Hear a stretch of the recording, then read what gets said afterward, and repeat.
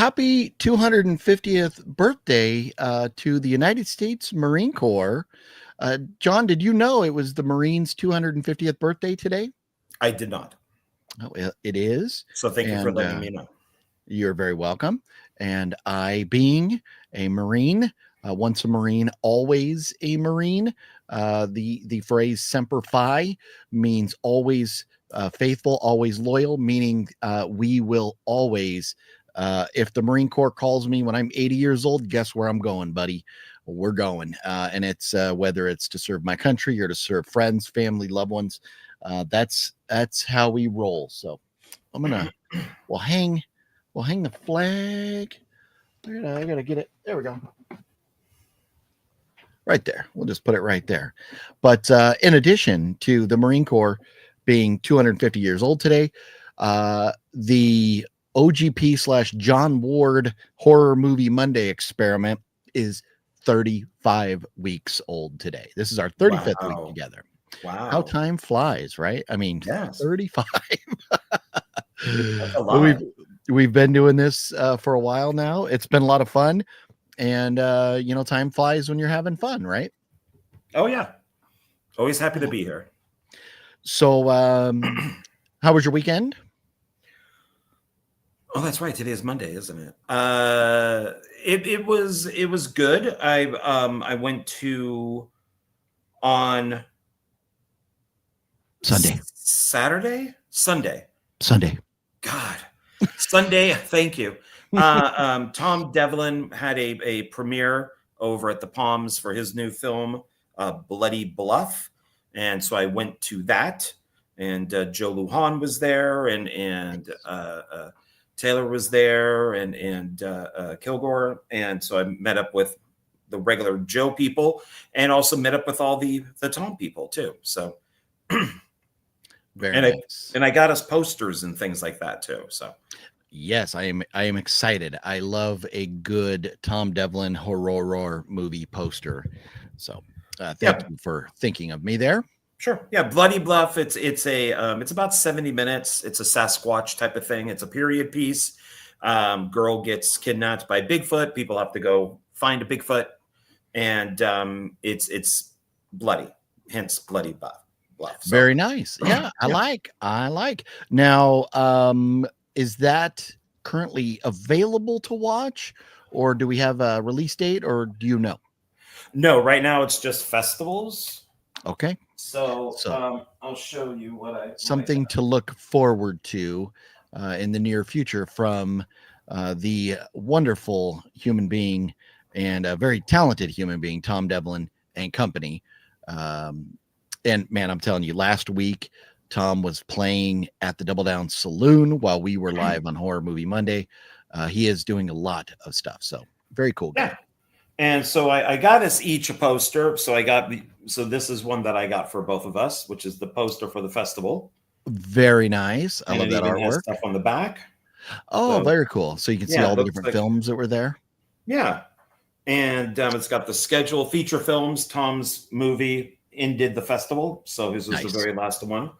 And then I got, this is your poster. So I figured I would show this one. Your poster has all the same signatures as mine does. And then Tom signed it right here. Philip. Oh, very nice. Yeah, it says, blood is thicker than water. As you can see, there was water down here. Nice. And I did tell him that you were sorry that you couldn't make it. Next time, wish that you could be here. And he completely understood. So cool. And this is all cast and crew. So that's very nice. Well, thank you very much for doing that. I appreciate that. And then I got each of us one of these, and then I'm done. And then, so this is, I don't really know what exactly this is, but it's like a little, I don't know, kind of like a little postcard type thing for Bloody Bluff. Oh, yeah. What do they call those? The something card. Obviously, it's lobby cards. Yeah, it just said, like when the movie starts and stuff like that. And then it's a ticket. But they were handing these out. So like a commemorative. Very nice. Yeah. So you could just stick it right in the movie when you purchase it. Sweet. So yeah. So that was really fun. So That's one of the things I really love about being out here in Vegas is all of these filmmakers and going to these premieres. Because on Thursday and Friday, I'm going with Joe Lujan and our people to another festival, which is an award show where our film, The Bosk, which I act in and did sound on, is up for awards. And then Friday night is the premiere of it. So, Nice. yeah. So that's always fun Yeah. to go do those types of things. Well, sir, that's awesome. Glad you had a good weekend. I, as well, had a good weekend, kind of low key, but I did get to go see a movie in the theater. We also, both of us, watched Frankenstein and some other movies. We have a ton of stuff to talk about tonight on Horror Movie. It's Horror Movie Monday. Yes. Perfect. It is indeed Horror Movie Monday. Roll. I want to dive into these movies that are out and are coming out, but first, Creep IE made a very cool announcement today, one that I'm very excited about. We've known that they were going to have these guys like, Robert Englund and Bruce Campbell, the whatevers, but today they announced that they are going to have the legend himself, the man responsible for this right here. Heck yeah, bro. Heck yeah, dude. There you go. All love, man. One love. Hey, Bowser, baby. Roger, baby. Oh, man. Yes. Mr. Jonathan Breck himself, the Creeper, will be at Creep IE. And I cannot wait to see him again. I have this, which obviously is signed by him. And he wrote, Be Eating You, and then signed it. And then he wrote Creeper. So this is very cool. Hangs on the wall. I also have the license plate, which, I got one signed for Balzer as well. He sent me one and I was like, that's badass. I need to get one of those too. So finally, when it was able to happen, I got the license plate as well. That's way too high on the wall for me to get down. But I need something else signed by Mr. Jonathan Breck now, and that is the Jeepers Creepers Funko, because that's what I'm all about, is getting my horror movie autographed Funko Pops. So we've got the Creeper right there. Very excited to get Jonathan Breck to sign that. So is that from Jeepers Creepers Returns? This is from, I think it's from Returns. This is from Jeepers Creepers Go Fuck Your Mother. Oh, I must have missed that one. You missed that one. You missed that one. Yeah, no. It's just Jeepers Creepers. It's the first one here. So, got it. Anyways, I'm very excited now. I'm so excited. But John, this weekend I don't have any posters to show. I apologize to everybody. Speaking of Creeper, we're shifting from Creeper to Keeper this week. Osgood Perkins movie Keeper hits the theater this Thursday, and I am excited. I will be seeing this in the theater. John, will you be joining me, or will you maybe in an alternate theater about 250 miles away from me? But will you be going to the theater to see Creeper? Yes, I'll probably be seeing it on Saturday because of the award show and then the premiere. So What award show? the one that I'm going to that has the Bosk. I just said on Thursday. Tom Devlin's. I thought that was I thought they did that last Saturday. I thought the award show thing was Saturday, and then no, that's a totally different thing. Tom Devlin's movie premiered, and then right after that was the award show at a bar. I have my own award show, which is Shockfest, where the Bosk is up for like 5 awards. And then so that's Thursday, and then on Friday is the premiere of the Bosk that I worked on. Well, So I'll see it Saturday. Okay, cool. I was a little bit confused there, so my bad. So anyways, Creeper this week. Cannot wait. Also, Yes. The Running Man is coming out this week, and I am a little interested in that. The trailer looks okay. Apparently, it's not like a full reboot. It's like just another movie in the same universe or something as the first one. So, what are your thoughts? Are you excited for the Running Man? I mean, Edgar Wright is good, so we'll see. I mean, it's Yeah. I still don't think it's really the book, but that's okay. I mean, Yeah. either is the Schwarzenegger one. Yeah. Well, we'll find out. And then also for anyone who gives a rat's ass, Now You See Me, Now You Don't is coming out this week. I'm not a fan of these movies. Are you? Have you enjoyed the Now You See Me movies, John? I watched the first one, didn't care for it, never saw. I think this is going to be the third one now, so I Yeah. never saw the second one. I've enjoyed them. Yes, Well, you suck too, so I mean, there's that. I do like Halloween Ends. What do you expect? Yeah, right. So, do you like it enough that you're going to go see it in the theater, or will you be waiting? No, I have not seen one of them in the theater. But Okay. the interesting is Jenna Fisher, who was in the first one, almost drowned on set and said that she would never come back. So they replaced her with a different actress in the second movie, plays a different character, and now she's back. So they must have paid her a lot of scratch to come back. Yeah. So, but she goes into one of those tanks with water, and they put the blanket over it, and she escapes. Oh yeah. And it went wrong, and she almost drowned, and they had to have crew Oops. people come and get her out. So she's like, "Fuck this," and Oops. oops, Oopsie. oopsie. Well, so you have your choice of films to go see this week. This in the theater right now that I went and saw yesterday is Nuremberg, and this is interesting. There's another one that we're going to talk about where I think the experts are on crack. Rotten Tomatoes has Nuremberg rated at a 70, which isn't a terrible score. Well, it's a comedy, isn't it? Yeah, exactly. Exactly. Flat. But the fans have it at a 95. So that's a significantly different number. I will tell you, the movie was phenomenal. If you're into history, Nazis. if exactly, yes. If you're a fascist, if you're looking for ways, you just want to hear somebody say, so it's you go see that. No, it's very good. It's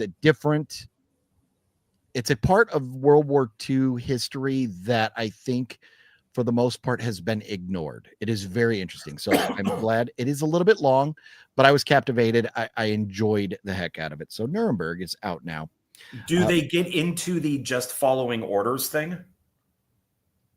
Oh yes. Yeah. Yeah. Okay, because that was a big thing that they let a lot of people go. Oh, you're just following orders. You're a sergeant. Oh, okay, all right, fine. And then what? Wait a minute. How many people are going to say this? We got to start doing something a little different here.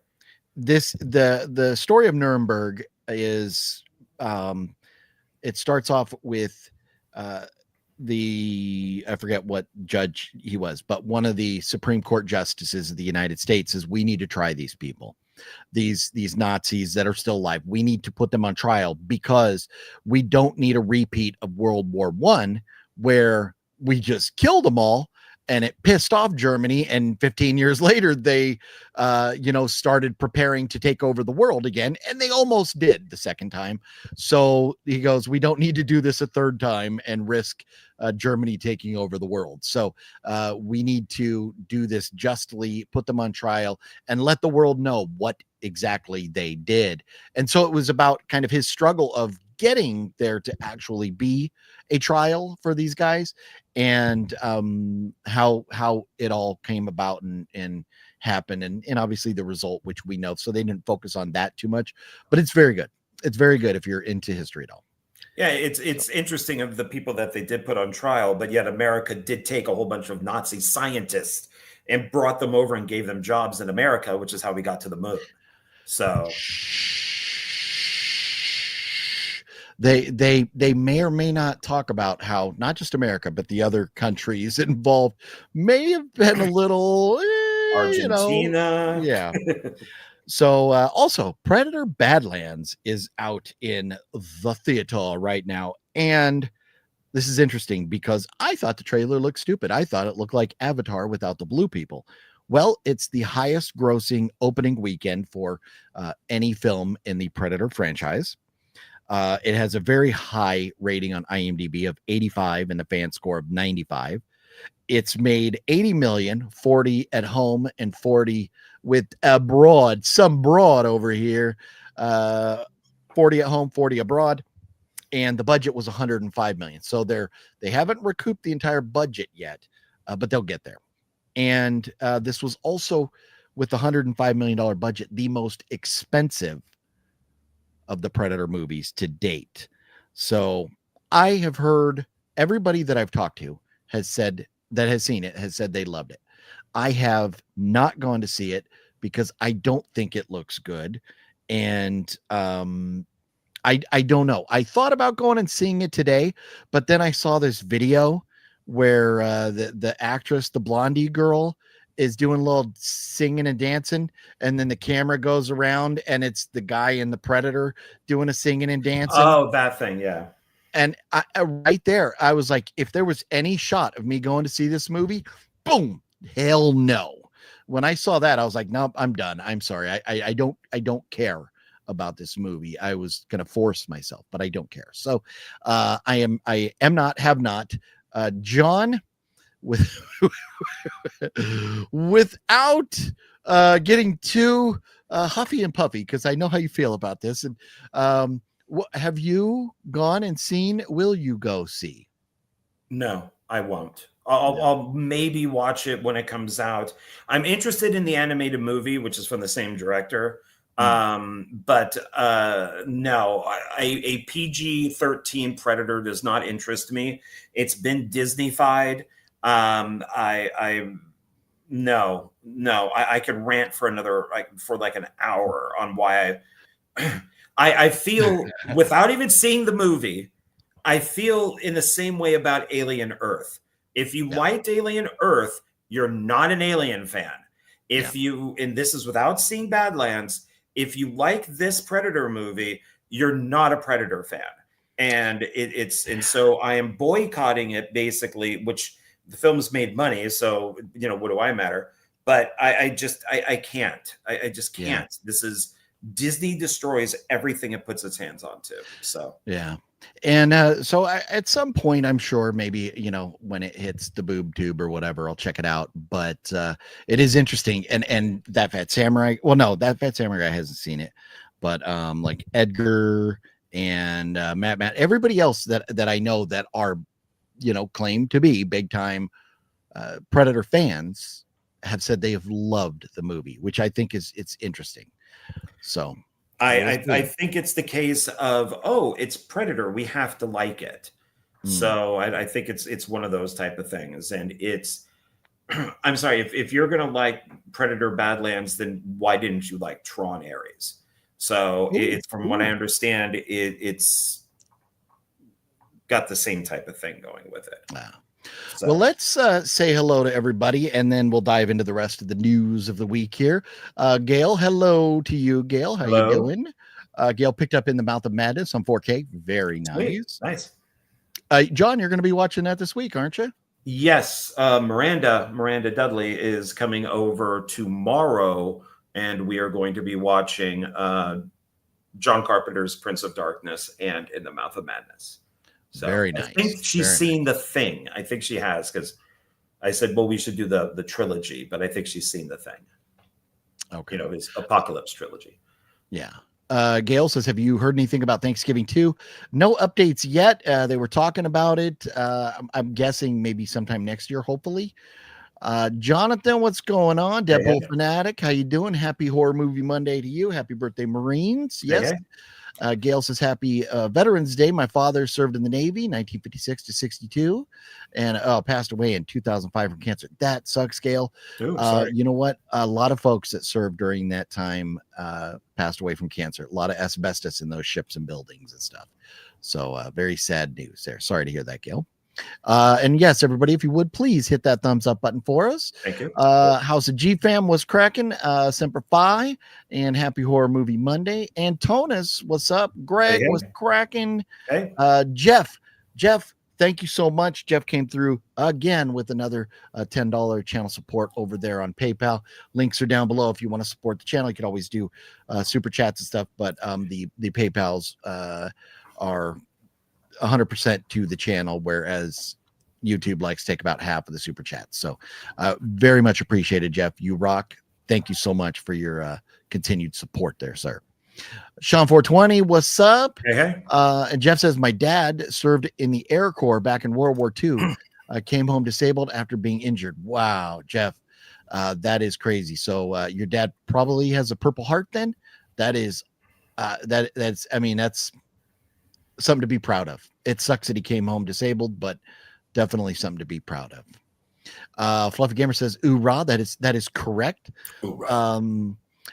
Daniel Barry Sports, what's up? Happy Horror Movie Monday. Hey, Let's see. Antonis says, "I love that President Trump salutes all these people." Yes, it was great. He had special things for the Navy, for the Army, and the Marines, and of course they're all 250 years old this year. The Air Force, believe it or not, is not 250 years old. So if you know anything about history, you will understand why. But that's all. All we're going to say about that. If you can't figure it out from there, why the Air Force wouldn't be 250 years old, you need more help than I could ever give you. Brent Mania, what's up? Hello, everyone. OGP and Johnny, Hey. fabulous. How are you both? Doing very well, Brent. John? Doing good. Thank you. Yeah, doing good. Let's see. Greg says, my maternal grandmother's side of the family are all military vets. Her brother-in-law was in the Navy. A lot of cousins have served in the Army and Air Force. Very nice, Greg. Yeah, and I come from a very, very big military family. I have 2 kids in the Navy. I have cousins in the Air Force, in the Army. I have a niece in the Navy, and I am the only lunatic that decided, you know what? I want to be a Marine. I want to go block bullets. I'm going to stand in the way of the bullets so they don't get to those guys back there. That's what I'm going to do. So there you go. That would explain a lot. Yes. Yeah. Have you seen Nuremberg? Yes, we talked about that. So I probably got to that after you posed that question there, Deadpool. But how you doing, Deadpool? Hey. Nocturno, what's cracking, Hey. Nocturno? You know what it is. What up, Mr. Bones? Hey. It is Horror Movie Monday. Christian's in the house. What up, Hey, Christian? Brent Mania watched a horror movie on Tubi called 13 Souls. Great flick. Has to do, or no, am I thinking 13 Ghosts? What's the 13 one? Yeah, okay, 13 Souls. There's 2 of those, yeah. Okay, so 13 Souls has to do with something with a coal mine. Oh, some guy on his face like a piece of coal. Anyway, I don't explain movies very well. It was interesting. Okay, nice. Is that the one where the coal miners get trapped and they're like stuck down there for a while? Let's see here. Horror Wrestling Fan, what's up? Just got Sleepaway Camp 83 on Blu-ray. Very nice. Robert C's in the house. Good evening, OGP. Went to see Predator Badlands. It was awesome. Well, there you go. Have a good time tonight watching that movie. No. Good to see you, Robert. Hopefully you and your lady gal over there doing well. So say hi to Rachel for us, please, if she's not watching. Nick B says, John, is the movie Trackman worth picking up? Seen your video talking about it. Trailer looks cool. Yeah, it's definitely worth picking up. Yeah, definitely. Nice. I would like to even see a sequel to it. So yeah. Oh, very cool. Yeah. I love when you got invited to Wet Movie One's live the other night, but why does he end them early? Yeah, Wet Movie One, he only goes live for like hour and a half at most. He doesn't have that level of insanity that I do. So Wicked Network was cracking. Hey. John hooked a brother up. Yes, he did with that poster. He definitely hooked me up, and that is That's right. very, very You're welcome. nice. Yes. Let's see here. And so, yes, what up, Wicked? Hey. Christian went to a premiere on Saturday, a short Mr. TV Man kind of Lynchian Eraserhead type of film in black and white color. Interesting. Black and white and color. Maybe it went back and forth or something. Yeah. My friend Dan Acosta did makeup on it. Very nice. Yeah, I love knowing people. John and I talk about filmmaking all the time. So we love hearing of other people, and their successes they're having with filmmaking. That's awesome. And Cinestalker, the stalker himself, Mr. Livestream. Cinestalker is always going live now. It's very cool. We're working on something. We're trying to get out to Vegas, man. We are trying, but I keep getting appointments and things coming up here and there. So we'll see. But good to see the legend Cinestalker in the house. Jeepers Creepers was a fantastic film, but the director, we all know about the director. But everybody else in the film, we like to think that they were pretty much good people, so they shouldn't be punished for the director being a douchebag. Mr. Bones, rumor is Funko is going out of business. How do you boys on panel feel about that? I heard that they were, but I looked it up, and they're not yet. They're not making money, but they did say that they're not going out of business yet. Yeah. They're figuring out a new plan, basically. People just don't collect things. And I think the problem with Funko is they make thousands and thousands of these pops that, probably don't cost them much to make, probably cost them less than $1 a piece to make, but they make them for everything under the sun. And I think they need to figure out their target audience. They need to look at their best sellers and they need to say, you know what? Okay, let's just focus on the areas that we've had success in the past and not just make a million of, Gilligan's Island. We don't need to walk into Five Below and see the skipper and the professor there for like a year because nobody wants them. Don't get me wrong. I love me some Gilligan's Island, but I don't need Funko Pops from Love it. me some Marianne. That's always the number one debate there. Marianne or Ginger, which way you going to go? Black Phone 2 was better than the first one, says Jonathan. Yeah, I disagree. I think John disagrees also, but it wasn't the worst film out there. Balzer says, why didn't you let me know the Creeper was coming? Yeah. We just found out today, Balzer. So don't be mad. Don't shoot the messenger. Just found out today. Man, and anybody who's interested, Creep IE Con and Creep IE Aftermath, their links are down below. They're always there. If you want to go find out about them, you can go to their websites or whatever I got linked down there. Their Instagram is where they're always sharing stuff. They have like newsletters, like emails and stuff. So check them out and you can be in the know as well when they announce a badass guest. This next Creep IE event, this is their 5-year anniversary and they're supposedly doing it bigger and better than any other previous event. Which I kind of believe them because already you've got Robert Englund, Bruce Campbell, and Jonathan Breck. And they're having so many people from the Nightmare on Elm Street franchise, not just the one film, but the whole franchise. So it's going to be a fun time. Yes, Fluffy Gamer, you're correct. It's Jeepers Creepers or go fuck your mother. That's exactly what it is. Have you heard that song before, John? I'm not that version. Oh, okay. It's a great version. I like it. Yeah, that sounds like it. I have FYE exclusive, the Creeper Funko. Nice. Mine's not FYE. I'm jealous. Wicked Network. I am jealous. But I'm happy with my Creeper. I know there's a couple different ones, but I like mine too. I recommend Jeepers Creepers. Jonathan does.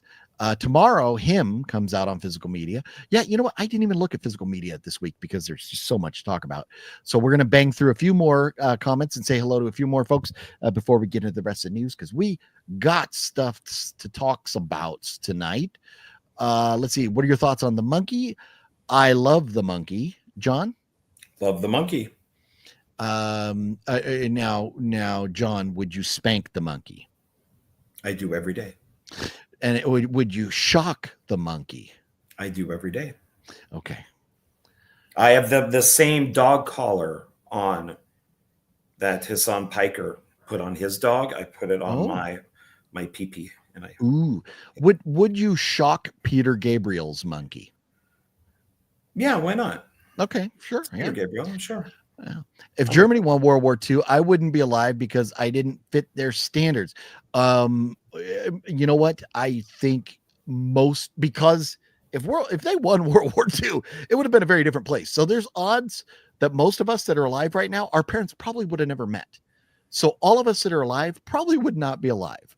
You are not alone, even if if you're Jewish or whatever other race that is non brown hair, blue eye that they didn't like. None of us will probably be here. Russia was the first to the moon. They were, but I think we had the first boots on the moon. I think they landed on the moon first, but I think I don't know, something. But that's okay. That's okay. We put the flag. Yes. I have no thoughts on seeing it as well. Looks dumb as fuck. Yeah, it must be talking about Predator, right? Yeah. Thoughts on Speak No Evil? Jonathan, I like both of them. I like the remake better. So, John, have you seen both Speak No Evils? I have not.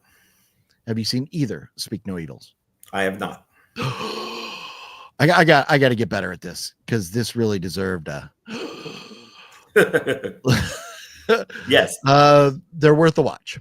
They're worth the watch. I've heard they're good. Brent Mania coming through with $2 super chat. Brent, thank you so much. You rock, Brent Mania. I always say Brent Mania, but it's like really it's Brentamania. Brentamania, like Hulkamania. Oh yeah, brother, ripping my shirt off. Let's see here. I went full Macho Man right there. I always do Macho Man when I'm trying to do Hulk Hogan, but that's okay. Maybe I could just start. No, I'm not even going to do it. I'm not going to go down that route. I hear it's Predator with daddy issues. Yeah, it is. It is. Yeah.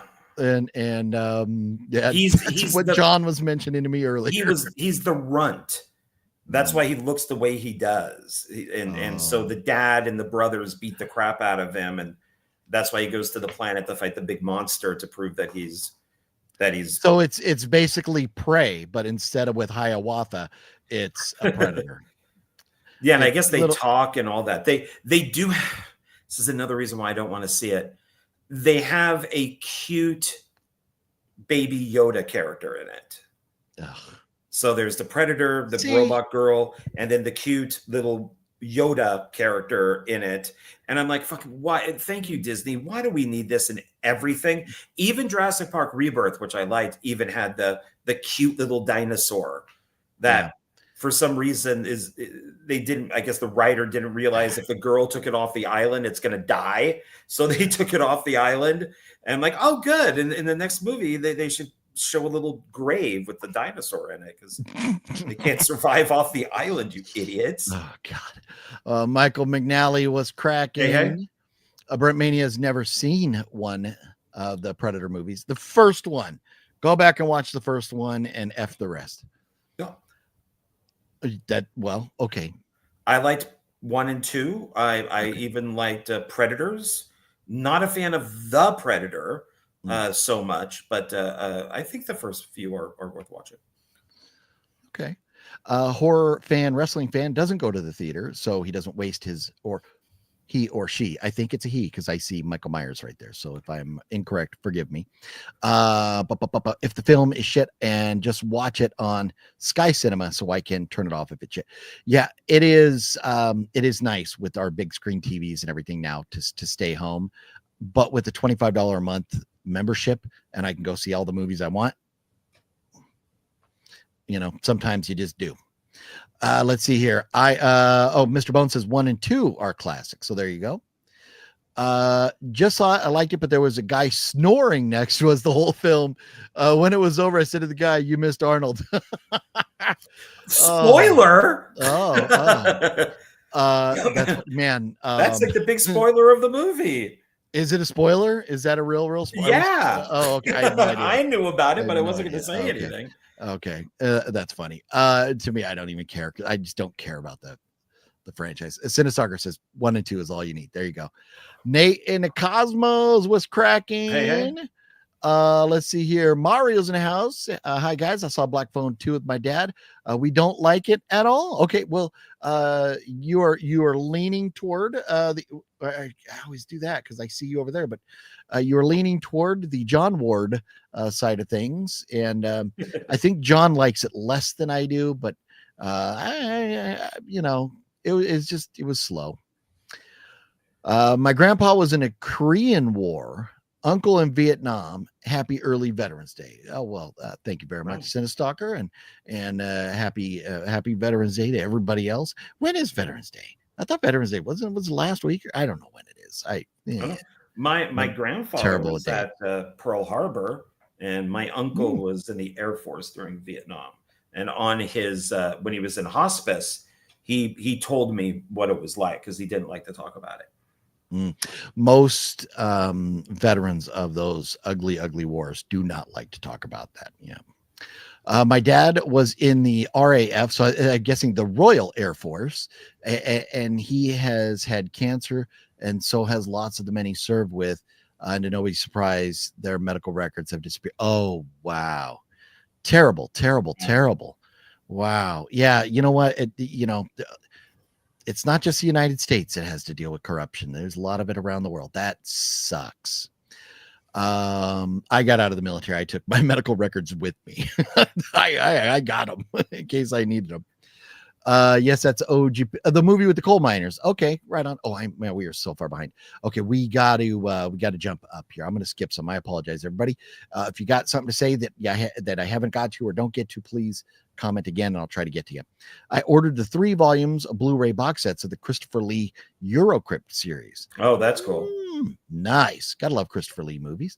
Mr. Bone says horror at MCU is probably their best sellers, but they make a serial mascots and everything. Oh, am I missing? What are we talking about? Oh, I think it's the little thing that I was talking about. The little baby Yodas have to be in everything now. I think that's it. Oh, no, I think he's talking about the Funkos. Horror movies and MCU are the best sellers. The Funko Pops. Oh, yeah. The problem with the Funko Pops is, they're destroying everything. How many versions of, I don't know, Bruce Campbell from Evil Dead do you need? It's like Scream Factory. Same thing. Yeah, with the movies and the Funko Pops, they make like 3 or 4 different versions of a Funko Pop. Make one, just like a movie. You put out one. We don't need, 4 different DVDs or 4 different 4Ks of the same movie. They're going to kill themselves if they don't stop. Yeah. Robert C says, OGP, by the way, thank you for your service. Well, thank you, Robert. Appreciate that. Funko saturated the market, kind of cut their own throats. Yep. Yeah. If I choose, if you can have them both, Marion and Ginger, there you go. You want both. Brent Mania sent a PayPal. Brent Mania, thank you. I will I'll pull that up here. I turn off all my notifications so I don't get bling bling bling, because unfortunately if PayPal's on, everything else is. But thank you for that, Brent Mania. You rock. Robert says, OGP, I will tell Rachel you said hi, by the way. Yesterday was her birthday. Oh, wow.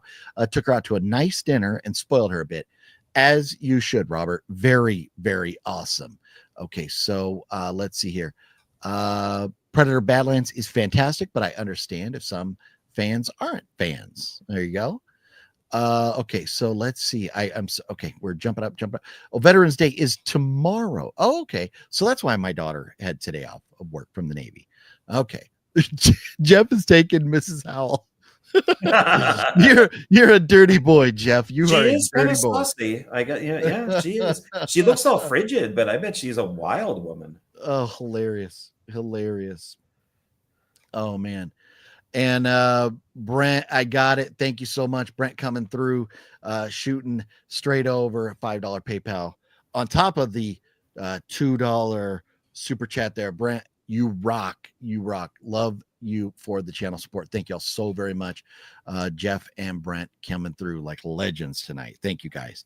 So now, if I missed anybody's comments, we'll try to get to them. But we've got a lot to talk about. Plus, we got movies to talk about that we watched this week. So now it is time to dive into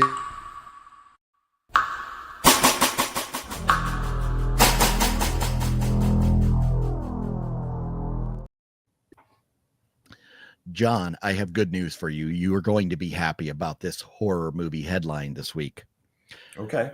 Not only are we getting an Oz Perkins film this week, but Oz Perkins is actively currently filming his next film. Oh, wow. That is going to be called The Young People. It's going to star Heather Graham, Nicole Kidman, Johnny Knoxville, and Tatiana Maslany, Oh who my God, is that's She-Hulk. she's also in She's in The Monkey. She's the mom. and I think she's also going to be in Keeper. I think she's in Keeper as well too. She might now be one of his regular people. Like his She's a go-to. good actress. It's just She-Hulk was awful. Yeah, she is his Sherry Moon zombie. At least she can act. She can act. Yeah, there you go. So very excited. That should be coming out in 2026. Nice. So man, Oz Perkins on a roll. Something I liked the movie Orphan. I liked the Orphan 2. They are filming Orphan 3. Isabel Furman's like 75 years old now. How is she going to be playing? She is coming back to play the orphan again. So I don't know how they're going to do this. How are they, unless they CGI her age and make her look younger, which is, it never works out well. John, are you a fan of the Orphan films? Yes, I like both of them, but I like the second one better. Oh, interesting. Okay. You know, the second one, I do think the second one is better, but she just looks so much older. And the second one, it's a little hard. It's one of those things where you kind of have to forgive, kind of like Shawnee Smith in Saw X. We're going to pretend you don't look like 40 years older than you were in the first one. This is disappointing news to me. Why do we got to do this? Hellraiser is getting a reboot. They're writing it right now. Why do we need to reboot? Can we just make another one? Make a sequel? No, we got to reboot it. Well, I don't. I mean, the last one that they did, that was Hulu, so I don't know. I liked it. I liked the last one. Were you a fan of it? Yes, because it was the Pinhead was closer to what it is in the book or the short story. So yeah. Okay. Yeah, I don't do books. Books are not my thing. You know why? I don't know shit about fuck. But maybe you would know fuck about shit if you read books. Yeah, not if I'm going to read a book, it's going to be like nonfiction. Typically, there are books I like because I got the stack of all the Hannibal series and some Stephen King books. But for the most part, I'm not going to read a Hellraiser book. Morgan Freeman, this is good news, said he has no plans on retiring from acting. He intends on acting until the day he is no longer living. And that is good news for all of us because Morgan Freeman is a national treasure. Yes, he is. And then he will die and he will go on to do voiceovers for God. Yes. Welcome to Derry. Episode 3 is out now. John, have you had a chance to watch it yet? Yes.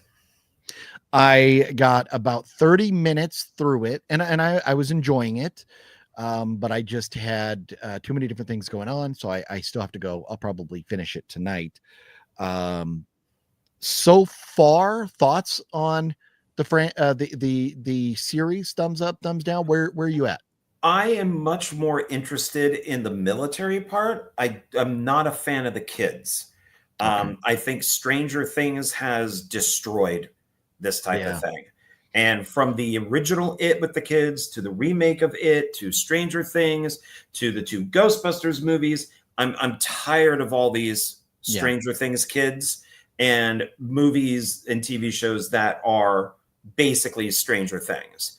So I don't know what the deal with the kids is. Yeah, I don't. But the army stuff is getting more and more interesting. So I like that stuff. So I'll stick with it because of that. But don't care about. Okay. Yeah. I'll take the kids if you're going to give me a few kids that get like ripped in half and just obliterated. If you're going to do that to little kids, I'll take the kids. That's fine. I'll take the kids.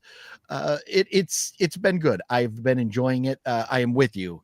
I love the Dick Halloran stuff. I love the military stuff.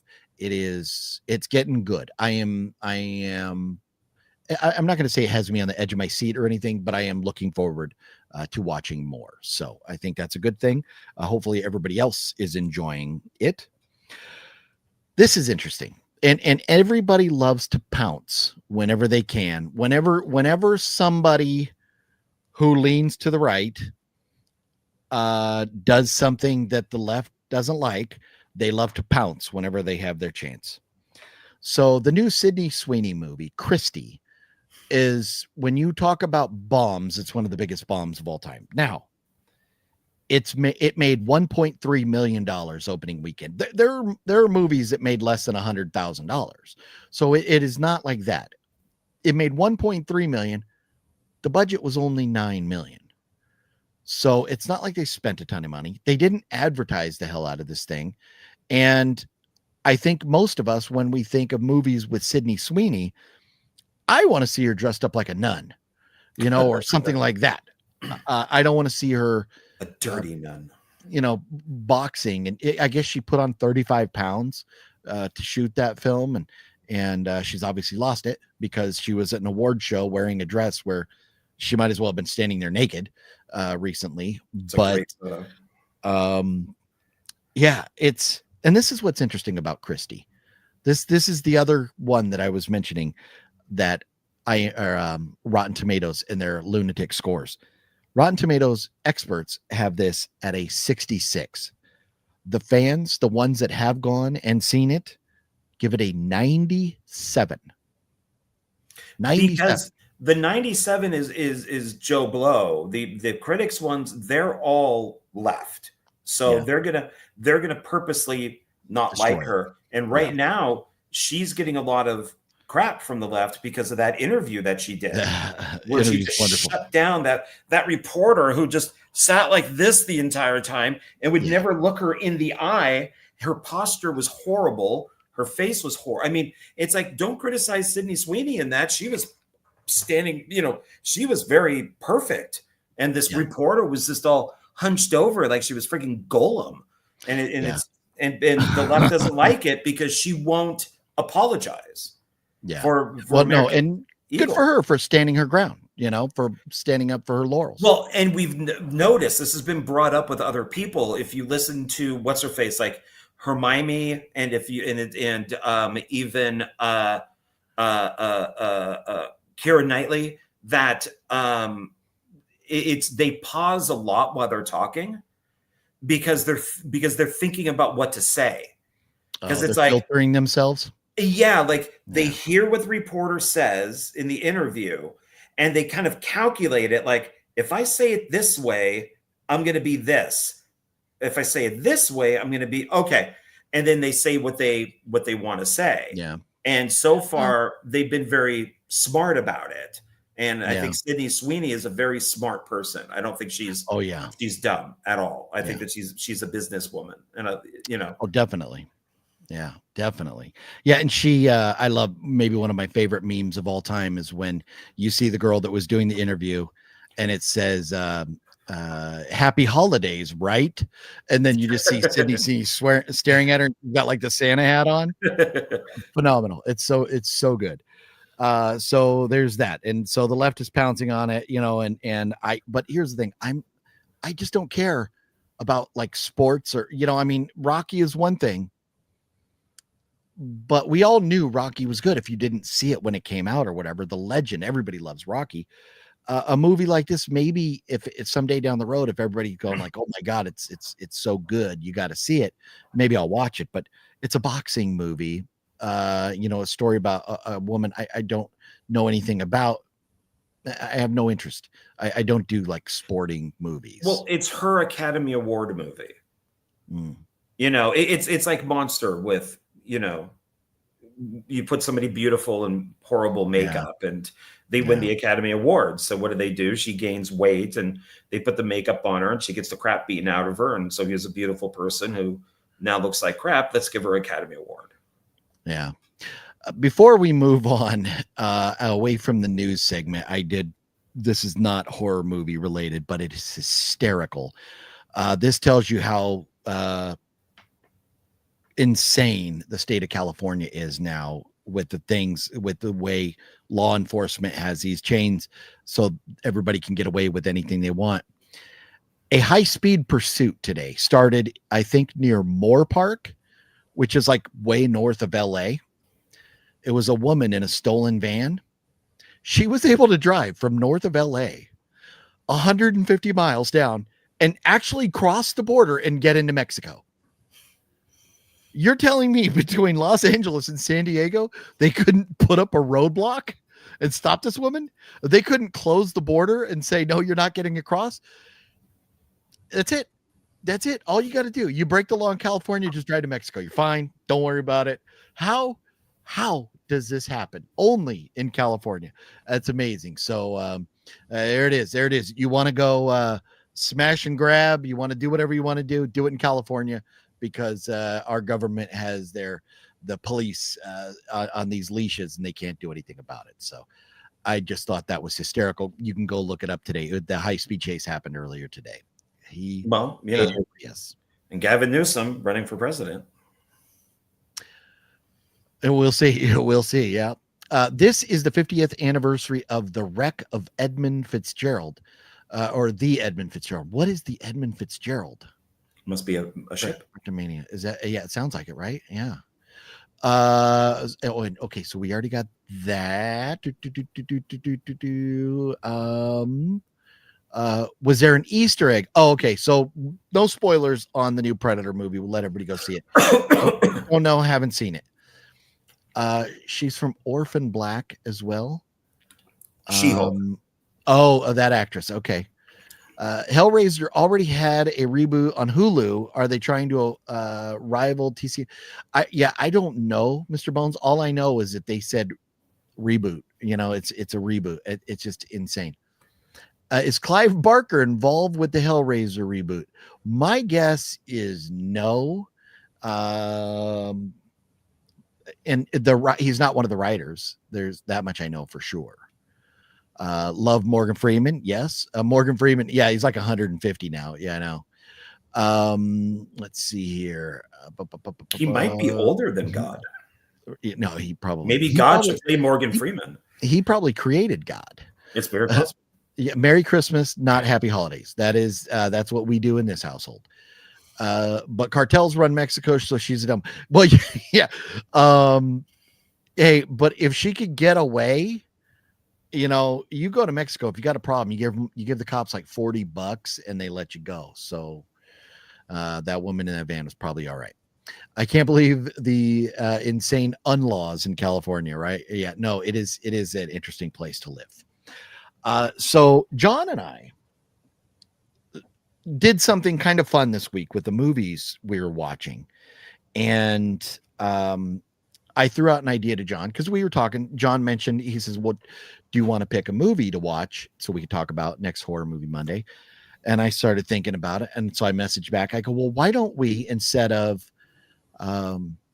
watching just another movie, why don't we pick something that we like and watch the audio commentary and talk about that?"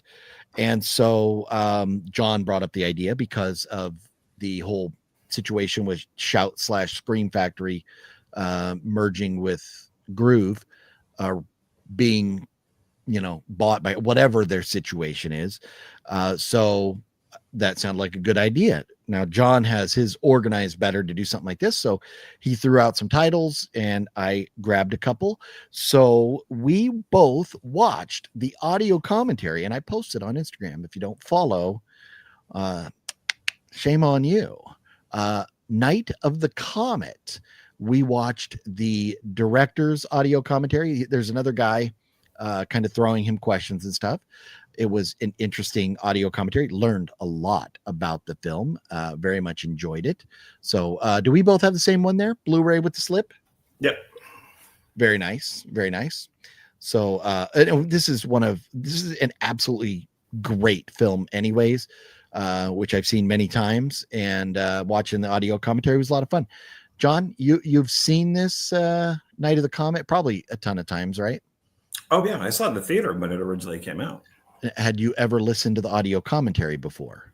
No, but I did just happen to notice who the DVD Blu-ray producer is.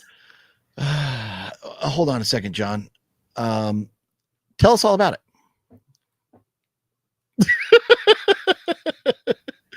There you go. But we also watched the audio commentary from Hell Night with Linda Blair, who is a piece of work, and I think Tom DeSimone was in there, and I think Chuck Russell and Joseph Wolf, the producers, or was it Bruce Cone Curtis? No, it was Linda Blair, the director, Tom. Oh, Bruce Cone Curtis, the producer. So Yeah. Yablez, or however you say his name, Erwin Yablez.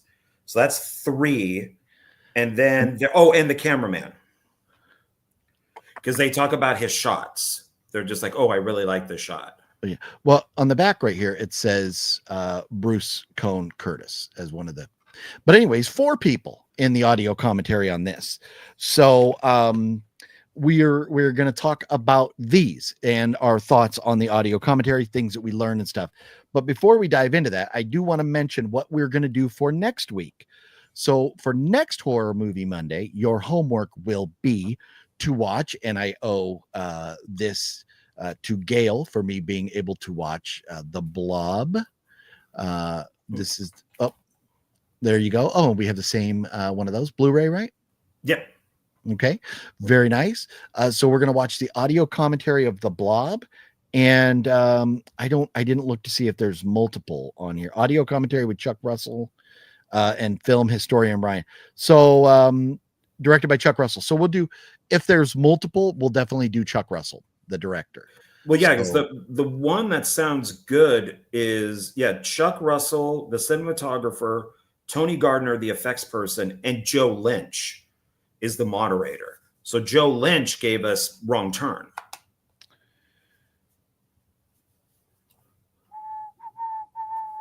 I am not seeing that audio. Oh, audio commentary with actress Shawnee Smith. Oh, what does your back look like? Is yours older? Is yours a different version? No, same thing. It says right here. I mean, there is audio commentary with Chuck Russell. I think that's old. Mine, this is new.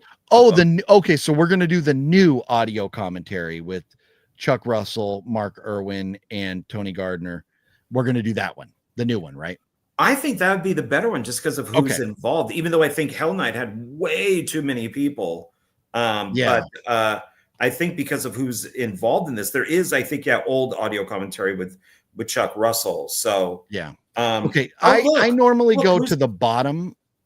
Look who's the Blu-ray producer on this. Let me. I can't. Who's? What happened to John? Oh, wait, there he is. Don't be jealous. Don't be jealous. Okay. So, anyways, but my bad. I went to the bottom because usually the audio commentary stuff is at the bottom of the list. That's what he said. Top. So, so The Blob, the Scream Factory release. We're gonna watch the new audio commentary off of that, and then I don't have the Scream Factory version. I just have the regular old DVD of Slither. I do need to upgrade. That is nice what you have there, John.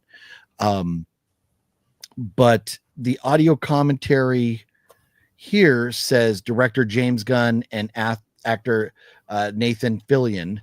That is, we're hoping it's the same audio commentary on both of these, and that's what we'll be watching for Slither. I'm guessing it is, because this does have a new one, so I'm guessing it's the older one also. Okay, the one that you have. Okay, so The Blob and Slither, those are the two for next week. We'll be talking about those. If you are interested in following along with us, we'll be watching the audio commentary, talking about that 1 week from now. But for now, we have to talk about Night of the Comet and Hell Night and their audio commentaries. Let's see. Anything else before we dive in? Oh, we didn't really talk about Frankenstein too much yet. John and I both watched Frankenstein, the new Guillermo del Toro flick in this. Oh my God. I know why I put this off, because it stars Oscar Isaac and his moronic ass. Did you hear what Oscar Isaac came out and said about Star Wars? No. I'd be happy to return to Star Wars if Disney quits caving into these Jesus Christ. I'm on the edge of my seat here. What do they call why am I drawing a blank on this? What do they call the people that are like Nazis and stuff? The Nazis? no fascists. Oh. If Caving into what fascist? right. Disney is woke beyond belief. The woke is like as tall as the Empire State Building. Yes. I mean, it is the wokest thing out there, which is why Predator sucks. Which is why the last Star Wars movies all sucked. Indiana Jones sucked. The Marvel movies suck. They're horrible. What does he mean? I think the point he's getting at, my guess, is the whole Jimmy Kimmel debacle. So maybe there's something else, but Oscar Isaac, he has just joined my shit list. I'm glad I heard that after I watched Frankenstein, because I enjoyed Frankenstein. It was pretty, 2.5 hours, right? Or thereabouts, or it was over 2 hours, right? 2.5 or so. But I enjoyed it. It was shot beautifully, and I liked the way Frankenstein looked. There was a lot that I enjoyed. I guess part of my only reason for going like, it felt a little long is maybe just because I've seen the story enough, and it's like, do I need another a Christmas Carol? Do I need to see another Christmas Carol movie? Fuck no. Did I need Jim Carrey's Christmas Carol? No. How many times are we going to remake the same damn story? I don't need it, but if you're going to do it well. And I think Guillermo del Toro, Guillermo del Toro is great, but I think he did a good job with the movie. John, your thoughts on Frankenstein? It was fine. I've seen so many Frankenstein movies, and they're all different in some sort of way. And first of all, the character that what's his face? The guy who gives all the money. What's his face from Inglourious Bastards? Help me here. Yeah, I don't know. What about him? I'll see if I can find him. No, it's Jacob Elordi. Is that him? No. I don't know. Come on, man. Help me out here. I don't know. I don't know this guy. Come on, Christoph Waltz. Okay. Yeah, I wouldn't know that. I wouldn't know. You know who Christoph Waltz is? No, I wouldn't know that. Okay. Well, he plays the benefactor, and he's not in the book at all. Not at all. And so about a good 25% of this movie is not in the book. The book is much more violent and has the monster kills more people. It also has a dark ending, where this seemed to have more of a upbeat ending. So I thought it was fine. I thought it was okay. It's visually, it was beautiful. The acting was really good, and the effects were really good. But I would prefer to watch stuff like Frankenstein, the True Story, or Terror of Frankenstein, or like Boris Karloff was in Frankenstein 1970. I'd rather watch that stuff, or just Boris Karloff in Frankenstein. So it was fine. It was okay. Yeah, and everybody, if you don't know by now, John is the book guy. He wants to see it like the book. Me, I don't want to see the book, because especially if I've already read the book, I don't need to watch a story I know. I mean, if it's good enough, that's why we buy movies, so we could watch them more than once. But I don't, it was like going to see Nosferatu in theaters last year. It was fine, but I was bored out of my fucking mind because I knew the story. We knew what was going to happen. So it's just tough to watch. It's just like going back to A Christmas Carol. I don't need to see that same story over and over and over again. So give me something different. I want something different. Spice it up or change it a little bit. Put your spin on it, as a filmmaker. So I'm okay with it. But it's nothing I need to go buy or anything like that. But I'm not mad that I watched the movie or anything. So No, I mean, the length didn't bother me or anything, but it was just fine. no. Okay. The Blob, great 80s horror movie. Yes. And Yes. so everybody knows this is the one we're going to be watching next week is the remake. It's not the original. Yeah, the Chuck Russell one. Yeah. Larry, the Batman fan. What's up, Larry? How you doing? Wow, I haven't seen you in a while. Yeah, I'm at work this evening. Figured I'd drop by for a minute, say hi, wish John and OGP, everyone a blessed Monday night. Well, No, thank you. right You too. back at you, Larry. Thank you so much. For a minute I meant to say, oh no, well, I got your point. Daniel, what's cracking, Daniel? Randomly Hey. saw a video on TikTok had you in it. Oh, and he's watching on your channel, John, so he's talking to you, and we've expected this, right? You have known that this was coming, right? Yeah, I work with a group of people. We do TikTok videos. I'm part of. There's 5 people that are always asked to do these because they really do well, and I'm one of them. I think I'm like the second person or something like that. And so yeah, we go out and do these, TikTok videos that are quite fun to do. So fake money and all that type of stuff. So yeah, I hope that you enjoyed it. So they're fun to make. Yeah, fake money, but you get paid real money for it, right? I do. I get paid for these. I get paid per hour. Nice. That is nice. Larry says it's hard to believe it's almost Thanksgiving already. Time is just zipping on by. It sure is, Larry. It is crazy that man, we're almost. It's I've seen Christmas commercials.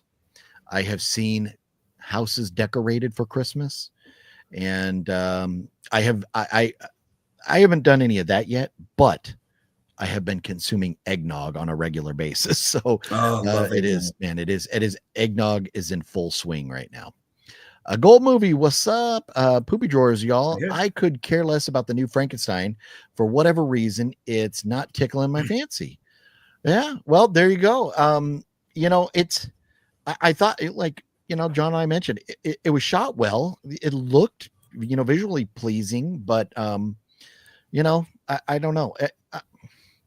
I was on the fence about it, but I was like, you know what? It's Frankenstein. It's Guillermo del Toro. I'm going to give it a shot. So, but I could kind of understand how some folks may just not care about it. Yeah. Disney is trash nowadays. Yes, you are correct, Wicked. HC coming through with the $4.99 $5 super chat right there. HC, you rock. Thank you so much. HC says, Happy Veterans Day, OGP. Thank you for your service. P.S. You and John should rewatch Unsane. I don't know, man. Hey, I love the super chats, and you don't know. I will forever be grateful for your support to the channel. But I think. Don't take this the wrong way, but I think it's going to take a little more than a $5 super chat to get me to, because I don't own the movie anymore. But you're a Marine. You should be able to sit through that with no problem at all. I mean, you've had to travel like in mud under, barbed wire and stuff like that. So well, yes, no, but that is where my Marine temper comes into play, and shit starts flying around the room, and I don't need to break my TV. I don't need to launch my can of Diet Coke through the screen because I'm so pissed off at the movie. Yeah, I think I liked Unsane better than you, but I don't really need to watch it again. No, there's no question you liked it better than me. Everybody on the planet, even if you haven't seen it, you've liked it better than me. I have disliked that movie more than anybody in history. I claim that title. I claim that I am the biggest hater of Unsane on the planet. So wow. Yeah. No, it cost that damn Matt Damon a spot on my Mount Rushmore of actors. It cost him his spot up there. I understand that. Jeff says John posted a good video and discussed Splinter. Great film. Yes. Thank you. Thank you. We didn't talk about Splinter No, we talked about it a little bit last week. We right? did, but I went into much more detail on it. So yeah, Splinter's a good flick. Yeah, it was a lot of fun. I'm very glad that John brought that up and I watched it. It was very good. Yes. Yay. Full Metal Jacket is the best. Yeah, no. Full Metal It is Jacket really is good. an awesome movie. You know, it's funny. So when I was on set with Master Chaos, shooting a film with him a couple of years ago, as we were all like helping clean up, in you know, it's an indie film. It might have been The Asylum, but it was still an indie film. They don't have big budgets. So at the end of the day, everybody's helping cleaning up. And so I was like sweeping this room, and I like somebody took the broom, and I was looking for the broom. And we got into this conversation, and then I found the broom, and I'm walking away with it, and I'm like, this is my broom. There are many like it, but this one is mine. And the AD's like, oh God, don't quote that movie. In my mind, I wasn't quoting the movie. I was quoting the Marines like rifle creed or whatever it's called. That is a real thing. The whole "this is my rifle. There are many like it, but this one is mine." That's a real thing. They didn't just make that up for Full Metal Jacket. But it was 30 years ago that I had to memorize that, and so I have forgotten most of it since then. So forgive me, but love Full Metal Jacket. Let's talk about Night of the Comet. And John, do you want to go into first one? I love this movie. On just, we're not reviewing the movie itself, but this is a movie that on Letterboxd I was kind of surprised, but I gave this a 5 out of 5. I gave this a 5-star rating. I love this fucking movie. It's a really good movie. What do you give this on a 1 to 5, John? I don't know if I can go 5. I can go maybe 4.5 and have it edge to 5. Okay. 5 to me is like Citizen Kane. So it's like boring. No. I get. But Night of the Comet, I love it. It's got the 80s vibe, the cheese, so much goodness. It's just such a fun movie. There's so much going on.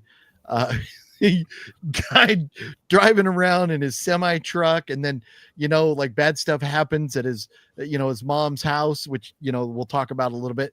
And then he runs off down the block. It's like, dude, you forgot your semi truck. Like, what's going on? But anyways, this is just such a fun movie. So he comes back later in a sports car. I know, right? Yeah. All dressed up as Santa Claus. So Night of the Comet. And so again, we're talking the audio commentary from the director Tom Eberhardt. And I noticed it's funny, in one of the alleys in this movie, there's a store, like a storefront sign, and it's named Tom, spelled THOM, like the director here spells his name. Oh, yeah, just caught that. They didn't even mention it in the audio commentary, but I picked up on that. So John, do you want to lead off with your thoughts on the audio commentary? I liked it. I liked the audio commentary. I liked that there was only 2 people. The director obviously is older, a lot older, with how old this film is. So I like that the moderator kind of kept him on, or moderator? Yeah, moderator. Kept him on track, kept him going. He also seemed to know a lot about the movie. So I did not find it boring at all. They just kept talking and talking and talking. I remember when this came out, I saw it in the theater. I think at one point I even owned the soundtrack on cassette, something like that. I thought that they gave a fair amount of information, and they bring up like 28 Days Later, and 28 Days Later kind of did some of the same stuff with stopping traffic, or they green screened, because they could do that today. They couldn't back then, but green screen out traffic and all that. So I thought that was interesting that they talked about, we just had like traffic cops, and they stopped the traffic, and then we would shoot for like a minute, and then, okay, let the traffic go. And then they would stop it again. So it was very interesting in saying that, the girls, of course, are soap opera actresses. So they could deal with shooting, 16-hour days, and they know all their dialogue. The one thing that I did find interesting, though, is that Robert Beltrane's name is first in the credits, which is the guy with the truck. And and he was eating Raul, like they point out, he's Oh yeah. Raul. And of course, Mary, I always have a hard time pronouncing Catherine her. Mary Stewart. No, the head scientist, Mary Warnoff. Warnoff. I think is how you pronounce it. Yeah. She's of course married to Paul Bartel, who directed Eating Raoul. So I don't know if he was like a big thing, because when I turned on the credits, I was like, why is his name first when the girls are like from the beginning to the end? Yeah. He comes in later. Well, That's weird. yeah. But if where his status, Hollywood status was at the time, he just must have guess been. I know him from Star Trek Voyager. He was the second in command. He was like the Native American. But that's much later than but that's the only thing I've ever known him for. Yeah. So but yet these girls, Last Starfighter, Fast Times at Ridgemont High. I mean, I can't name one thing he's been in except for Star Trek Voyager. Yeah.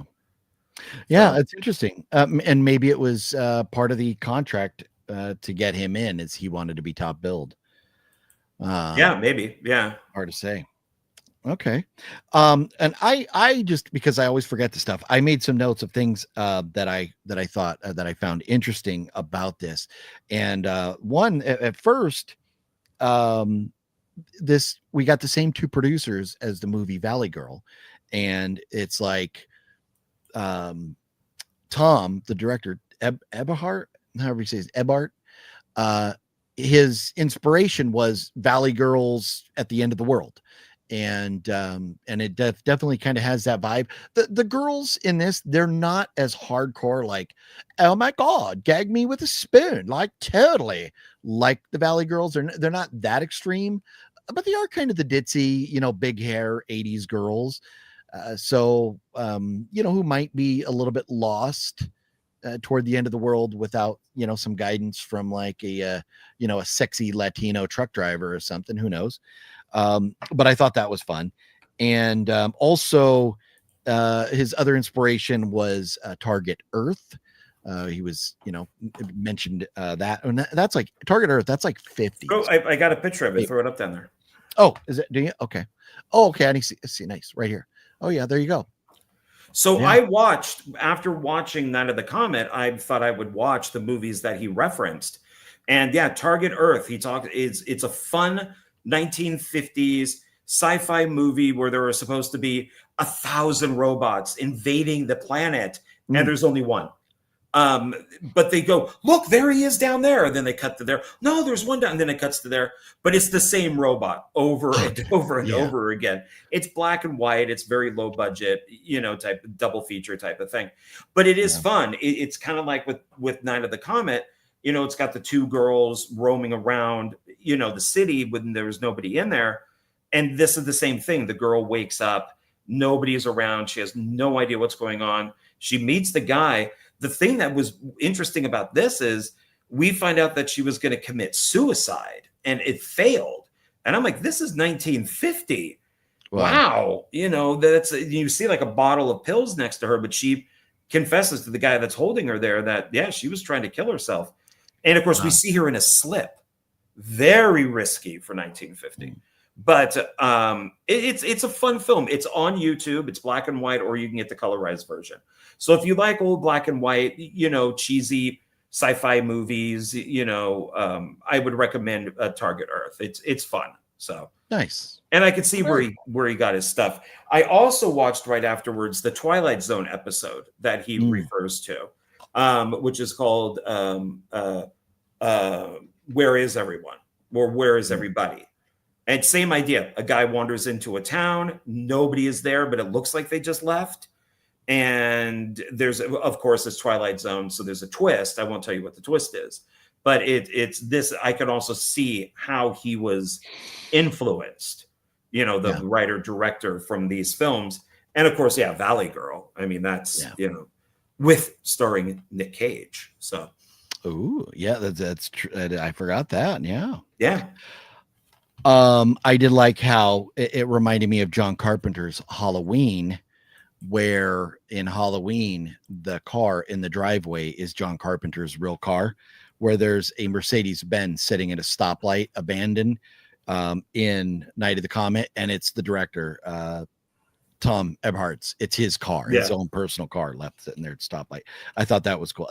That's the type of thing when it's a lower budget film, even though the surprising number of only $700,000 to make this film, it's not low to, you know, most of us, but in the grand scheme of filmmaking, 700,000 even back in the early 80s was nothing. And then I love what they talked about with the zombies was that they were like a last minute addition because, you know, the girls, if everybody else was just gone and the girls were just walking around, there was no danger. And they wanted to add something rather than these girls just walking around lost. So you add danger by having these like zombies and the zombie cops and stuff. So I thought that was interesting, finding out that it wasn't last minute addition to the film. It was a last minute addition to the script to make for some more conflict in there. So that was kind of cool. And how, because they were on such a tight schedule with the shoot, that in the film, they used, like he said, like 99% of the footage that they shot is in the film. So it's, you know, like most indie filmmakers, you're not shooting footage just to shoot. You're shooting what you have time to shoot and you're moving on. So the fact that they were able to use most of it speaks volumes to their lighting and their camera department, that they were actually, you know, all on point there. Oh, and then they mentioned the one shot I did think it was really cool that they talked about was how, because of indie film, like the cameraman, he's going to be responsible for the camera. He's going to take that camera home with him. So we took the camera back to his hotel room and then like woke up in the morning and saw this gorgeous shot of LA because he was up on a hill, and this big old panning shot of the city of LA. And then he put his red filter on to make the sky look red and everything. I thought that was really cool. And to me, it just goes back to the indie filmmaking aspect where your cameraman's taking the camera home. You know, you don't have like, you know, places just to leave everything or, you know, security on set stays there and all that. No, you're taking that stuff home. So I thought that was interesting. And I think it was funny. So when the one girl, Kelly, goes into the dream with the zombie cops, you know, the zombie cops are great, the shock value there, but then it's like the double dream. And I loved how they were talking about people going, what is she going to take a bath in the sink? You know, because she's getting undressed and it's just a sink. There's no tub or shower or anything. And so he's like, yeah, people in the theater, because he did mention he went to the theater a lot to watch it, to hear, you know, people's reactions and stuff. People were going like, what is she going to take a bath in the sink? Which is very funny because, I mean, there's a lot. You go, if you ever take road trips across country and stop at a truck stop, you go in these truck stops and in the bathroom, these truckers are in there shaving and like with their shirt off, and they're basically bathing in a sink. So it just, that made me laugh a little bit. And then the comment about when they were shooting the Mac 10s, they got the guns and they're just shooting and they kept jamming. And then because they kept jamming, they came up with the line, well, Daddy would have got us Uzis, you know, just to kind of, you know, to make it work with the justification of like not finishing off the clip or whatever. But it says a lot about who they are too. You know, Daddy would have gotten us Uzis. Exactly. Yes. And I thought it was cool too, because I know in indie films, we all do stuff like this. The truck driver guy, when he goes back to his mom's house, all the pictures were like the director's family members and stuff. So, you know, you use whatever pictures you've got around your house to make these things work. And so, you know, he said he learned his lesson about putting his family members' pictures out there for the world to see afterwards. But I thought that was funny. Again, a lot of indie filmmaker stuff that, you know, that like John or I could relate to as far as finding ways to get things done. You have to keep on with the production. And then they mentioned that, you know, because they had kids on set and I guess They even, because I went and watched a Twilight Zone movie because they talked about the helicopter crash in the Twilight Zone movie that killed 2 kids and an actor and an adult, or 2 kids and a cameraman or something. No, But it was 2 kids and the actor, Vic okay, Morrow. okay. In the Twilight Zone movie, I didn't see the helicopter. Did they just cut that all together? What? I didn't see the helicopter at all. You can find the footage, I think, on YouTube, because Oh. what they would always do is they would show like a really far away shot of the helicopter going down, Mm. or it would just be stills because Landis kept saying lower, lower, and it was a camera helicopter, and they were blowing cans like almost like gas cans Oh. up in the air, and the gas cans, and he lower, lower, lower, and the can hit the propeller, and No it good. went like that. So the footage that you actually see, the kid and Vic Morrow are running, and the helicopter goes down, and it just cuts all their heads off instantly. Whew. Wow. So what they did was they made it where Vic Morrow's character, who's the racist, is now going to Auschwitz. So instead of saving the 2 Vietnamese kids, where before, he would make horrible racist comments, he is now in the place of a Jewish person, and he's going to go to Auschwitz, which was not Vic Morrow because they had to shoot it after he died.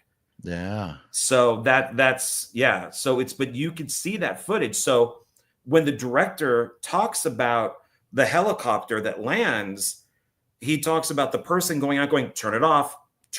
Yeah. It's not going to keep spinning because you had the actor, you had 2 kids there. And it's just like, we're not going to have a repeat of what just happened. Yeah. So they had to bring in big fans to make it look like the wind was blowing from the helicopter. Yeah, that's kind of cool. And I mean, there's other stuff I can mention. I don't need to. And so he was saying in his original script, in the like department store scene there with the scientist or whatever, that Kelly's character dies, and originally she wasn't supposed to come back. So it was kind of interesting to hear him talk about that and why why she came back and stuff. But her being dead, or pretending to be dead in the trunk of the car was pretty funny.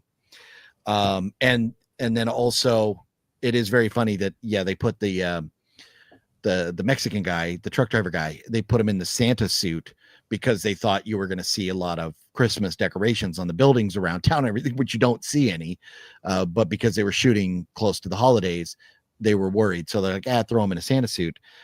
So it's just very interesting how throughout the filming process, there was so much that they were improvising and things that they were doing, to get it done, that just made it very enjoyable. And so highly recommend Night of the Comet. If you've never seen it, highly recommend the audio commentary with the director and whatever the other guy is. Just, it's like, just like a film fan or historian. Yeah. So Night of the Comet, there you go. Yeah. And then Hell Night. Well, John, no, hold on. Okay. Hold on. Sorry. Put up now throughout the audio commentary, they keep talking about Wayne Crawford, and he's one of the producers. He is Jake Speed. This is one of the biggest Raiders of the Lost Ark ripoffs ever made. Oh. So he was a producer and actor and everything. So if people do go watch this movie and they watch the audio commentary and they keep hearing about Wayne Crawford, that's the Wayne Crawford that they're talking about. So, which I found to be funny is I'm like, are they talking about actual like actor Wayne Crawford? And yeah, it's them. So, Nice. It's this guy right here. So I just found that funny. I also like, the director does refer to books like I Am Legend, and which is the grandfather of all these movies. If you don't have I Am Legend, you don't have Night of Living Dead, you don't have The Stand, you don't have all these things, all because of that one movie or one book. And then, of course, you could put along with that also like The Last Man on Earth with Vincent Price, or even The Last Woman on Earth, which was Roger Corman, The Omega Man with Charlton Heston. So it's great to hear him reference all of these. One of the things that I found to be funny, and I did look for it, but I couldn't see it. You can get rid of this now if you want. Here, Okay. Yeah, there we go. Are the zombie window washers. Oh yeah, yeah, yeah, That they so while they're filming, the DP figured, well, they'll be out of focus. They're so far back that yeah. and it was two guys actually washing the windows, and so somebody caught it and said, wait, there's zombie window washers up there then. Yeah. And so that's been a thing ever since. And I did get up to the TV and I'm kind of looking around at different spots. I didn't see it, but the moderator did. And Okay. So after they talked it, because when they talk about it, it shows up, I don't know, like 10 minutes later or something. And then maybe, I don't know, about 2-3 minutes after you see the zombie window washers, he brings it up again and he goes, oh, I saw him, but he's like, I didn't want to mention it right then. But it's they're the window washers on a skyscraper that are going down. They're on one of those platforms that goes down the ropes down the building. And they're clearly there. If you're like looking at the movie and squinting and going, is that them? No, you're wrong, because when they're there, you see them. The catch is your attention is on the action, not the building. So It's easy to miss them. So, but it's very funny. And I did, because I was like actively looking for them. So, when it came by, I did notice them, but, and it's that's also nice. A funny little nugget. Yeah, I like that. And it's nice because when you get these interviews with these older directors, guys that have been around since the dawn of film, they tend to use film jargon.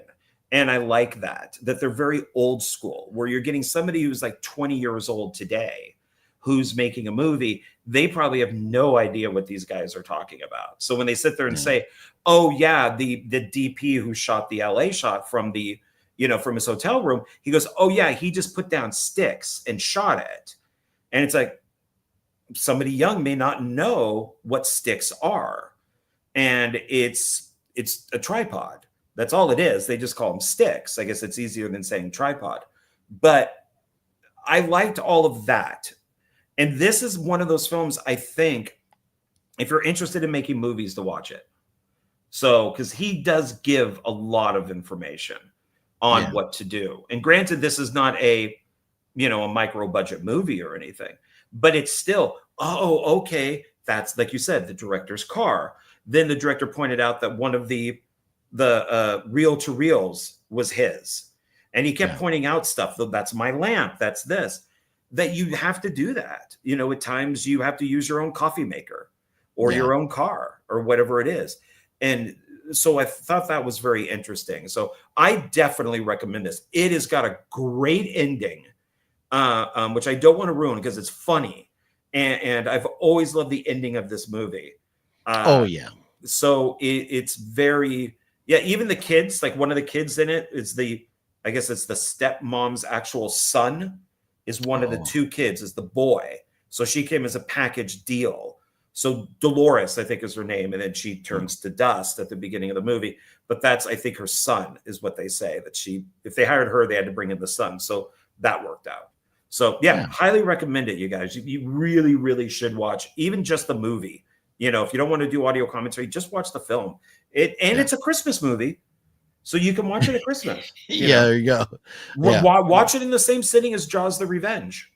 There you go. 2 perfect Christmas. And then if you're up for a third one, continue into The Shining, because it is also, in OGP's opinion, a Christmas movie. Yeah, I could see. I loved Unsane's concept of being committed into a mental institution and them not allowing you to leave. If you think about that, that is utterly horrifying. Yeah, no, and that has been done in a lot of different movies. I just and the idea that like with Shutter Island, like, are you crazy? Or are you not crazy? What's going on? Is this reality? What? There's a lot of movies like that, and I think they could have done so much better, but they were trying to be, we're making this movie with an iPhone. And I think they cared more about that than they did a quality of a movie. Well, that's Sonnenberg's thing. That's what he does. Yeah. So I enjoyed it for kind of the same reasons that he did, is that it is a political movie, because they do talk about how they will take somebody who's not crazy, throw them in to get money from the government. but they have to be there for like 30 days or they don't get that funding. So I thought that type of stuff was interesting. Yeah, it's like why you get punished for, your kids missing school, because then the school doesn't get paid for your kids to be there. Oh, Yeah. What are y'all favorite anthology movie? Ooh, John, do you have a favorite anthology movie, John?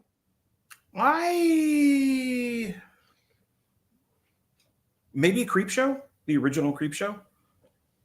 Okay, that puts me to sleep, but okay. What?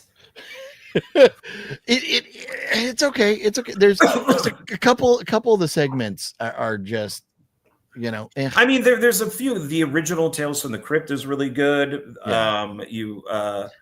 I mean, there's so many good anthologies out there, but I think Creepshow is the one that stands out. I mean, even Tales from the Dark Side, the movie, I thought was pretty good. Yeah. Oh, and I kid. I wasn't trying to sway your. No, I know I'm not. No, it really did put me to sleep. I'm not even lying, but some of the segments are good. I mean, it's a good movie. I get it. It's just slow to me. It's one of those 80s. It's like Children of the Corn, where in the 80s. That's another one. I've seen that like 3 times. Love Children of the Corn. Too slow. I am trying. Why am I drawing? I can't. Oh, because God damn it! I am trying to find. I'm drawing a blank on the name of this fucking movie, and I can't believe that I am. And I am looking for it, and I cannot find it, and it's frustrating me. And forgive me. I know it's got to be coming up right here somewhere. No, God damn it. Okay, I can't find it. Apparently, I hate this. You go to John Carpenter's page, and it puts his body bags. Thank you. It puts his music listed, like finding his stuff that he's directed. Good luck on IMDb. But thank you. I couldn't remember Body Bags. I love Body Bags. You're a big Mark Hamill fan. I love Mark Hamill. I love his politics, everything about him.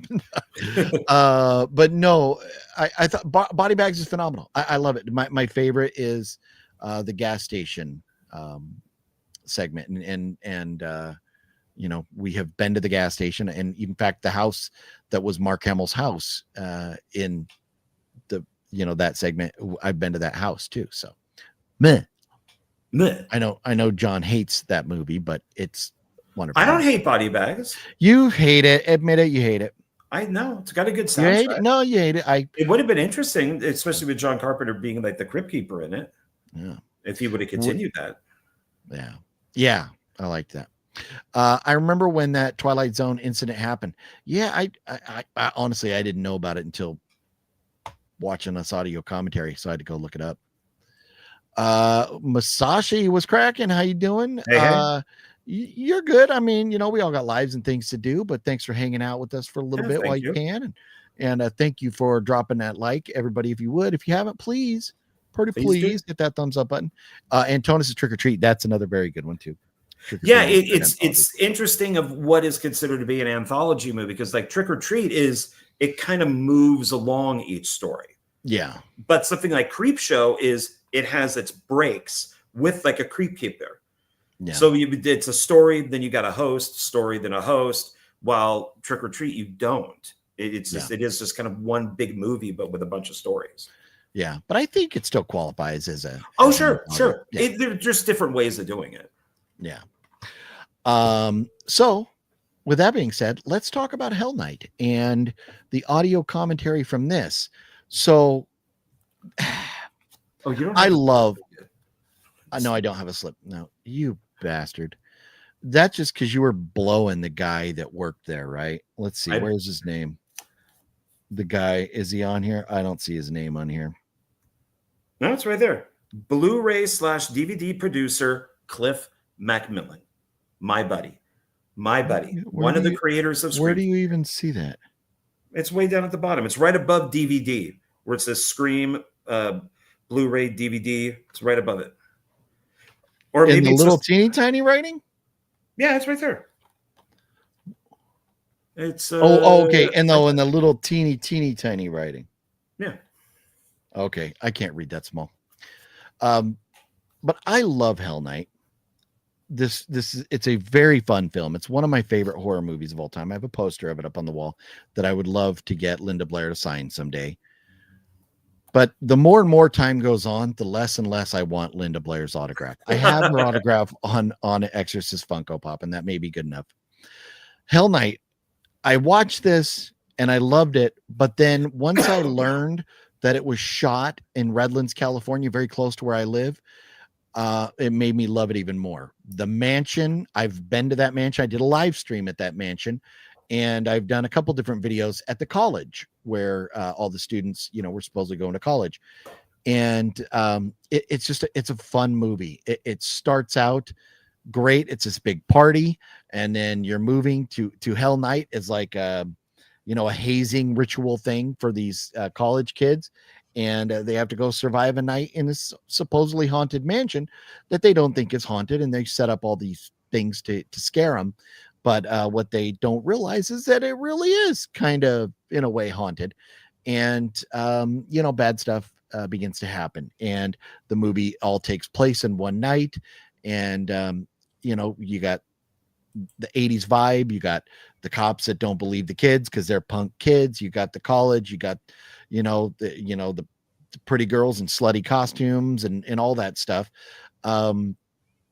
It's a lot of fun watch. I really love the movie, and the audio commentary did enlighten me about a few things of it that I was very interested. Even a conversation I remember having with Master Chaos a while back about the interior shots. Did they film the interior shots at that mansion in Redlands? And the answer is no. All the interior was filmed at another mansion in South Pasadena. So that I had always wondered that, and so I got that question answered by listening to this audio commentary. But the most noticeable thing about this audio commentary is how arrogant and egotistical and how much of a headache she must have been to work with. And that is Linda Blair. What a twat waffle. Like, I am sorry, Linda Blair.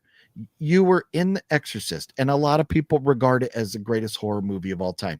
It's not because of you, it's because of the director.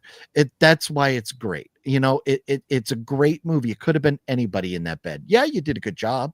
And in Hell Night, you did a good job. Could have been anybody. And I get this. A lot of actors are like this, but I'm sorry. Linda Blair, she's never commanded that $15 million payday for a film.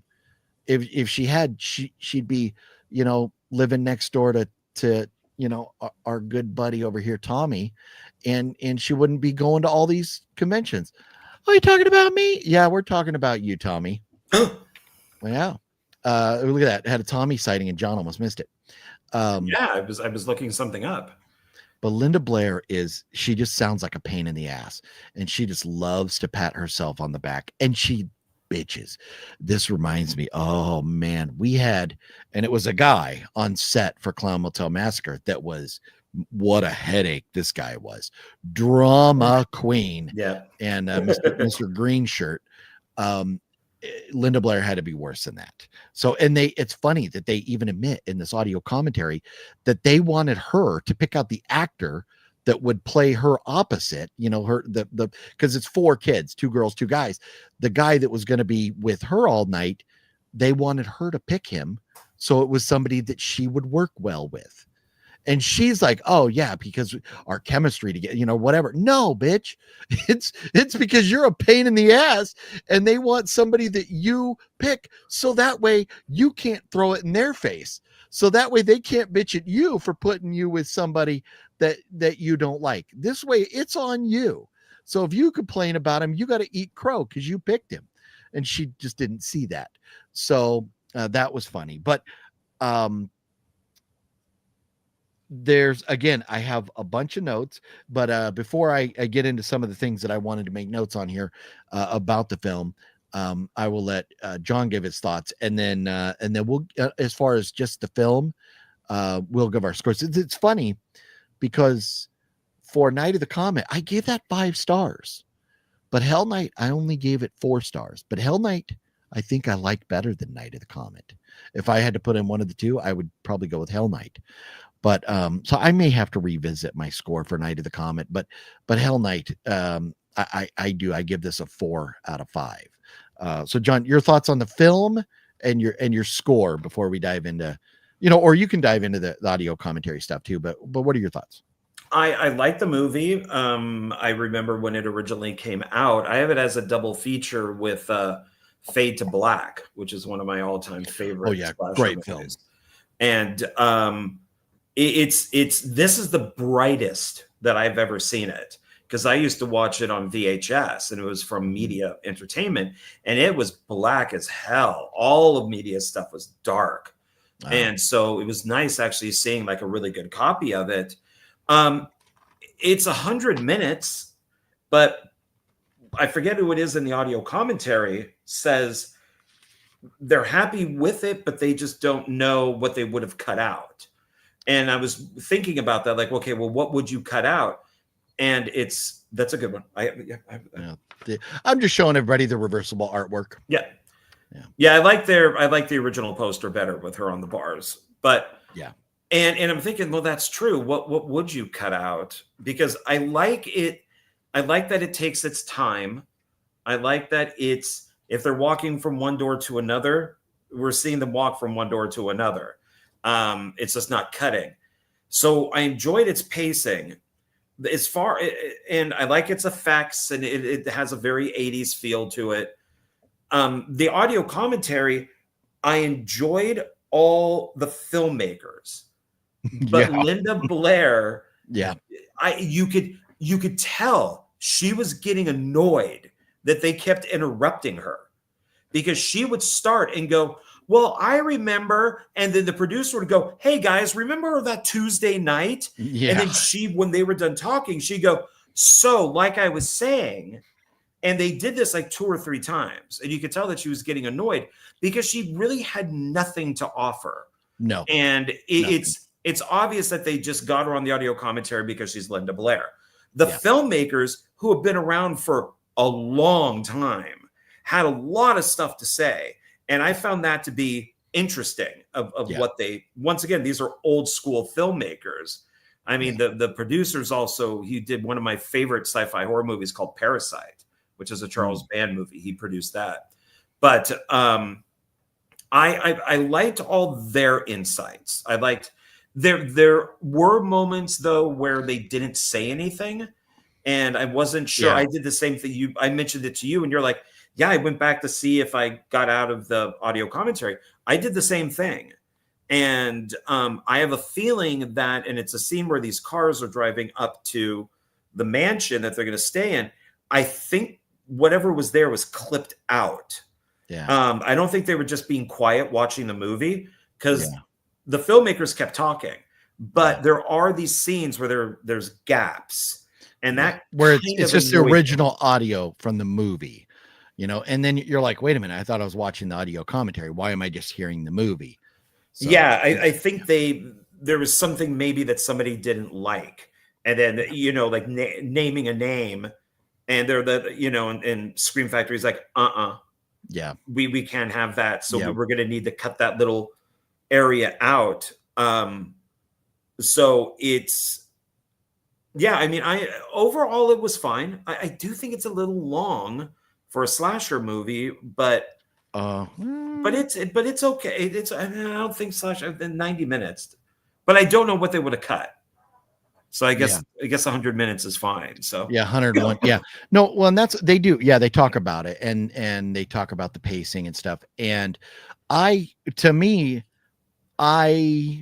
don't know that there's much you could have cut out of it. Maybe, but you would lose some of the character development when you have, like the kids in the bedroom, the almost sex scenes and stuff. Maybe you could cut that out, but I don't know. I like it with this runtime the way it is right now.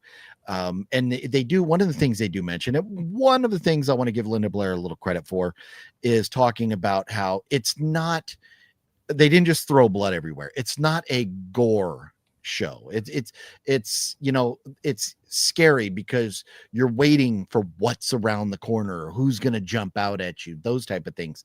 And I think they did a good job with that, the suspense aspect of it, more than just throwing blood and making it gory. So I think they did good. I loved how seamless, and the editors, kudos to these editors, because you would never know watching this that the interior shots were not at this mansion. They go in and out and everything seamlessly. And it's not just because they have interior in another mansion, exterior at this mansion, and then they have shots from a studio. So they're taking all these different shooting days and cutting them together seamlessly. They did a phenomenal job with it. And even the one time that they criticize themselves, I do like that they were able to look in the mirror and go, you know what, when the shot where the monster grabs out the window and she's on the ladder, they're like, oh, we should have like centered that. And then they're like, oh, well, maybe it's because the lighting or this or that or whatever. Yeah. And it would have been better if it was more brightly lit, or the window was more centered so you could see the monster a little bit better to understand where she was. But I got it. If you were paying attention, you would get it.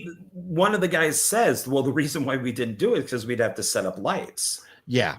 So they already had the lights set up. So that's so it'd probably take like another half an hour to do those lights. So I give Linda Blair credit for talking about her boobs. Oh, they don't say boobs. But the money shot. They talk about how she's running on the roof and she's just kind of jiggling up there, and she laughs and she seems to have an okay time with that. So I'm like, okay, all right. So she knows, because she was in Playboy and she was topless in Playboy. So I don't think that she has an issue with her body or anything. But I did like that she could, have a good laugh about that.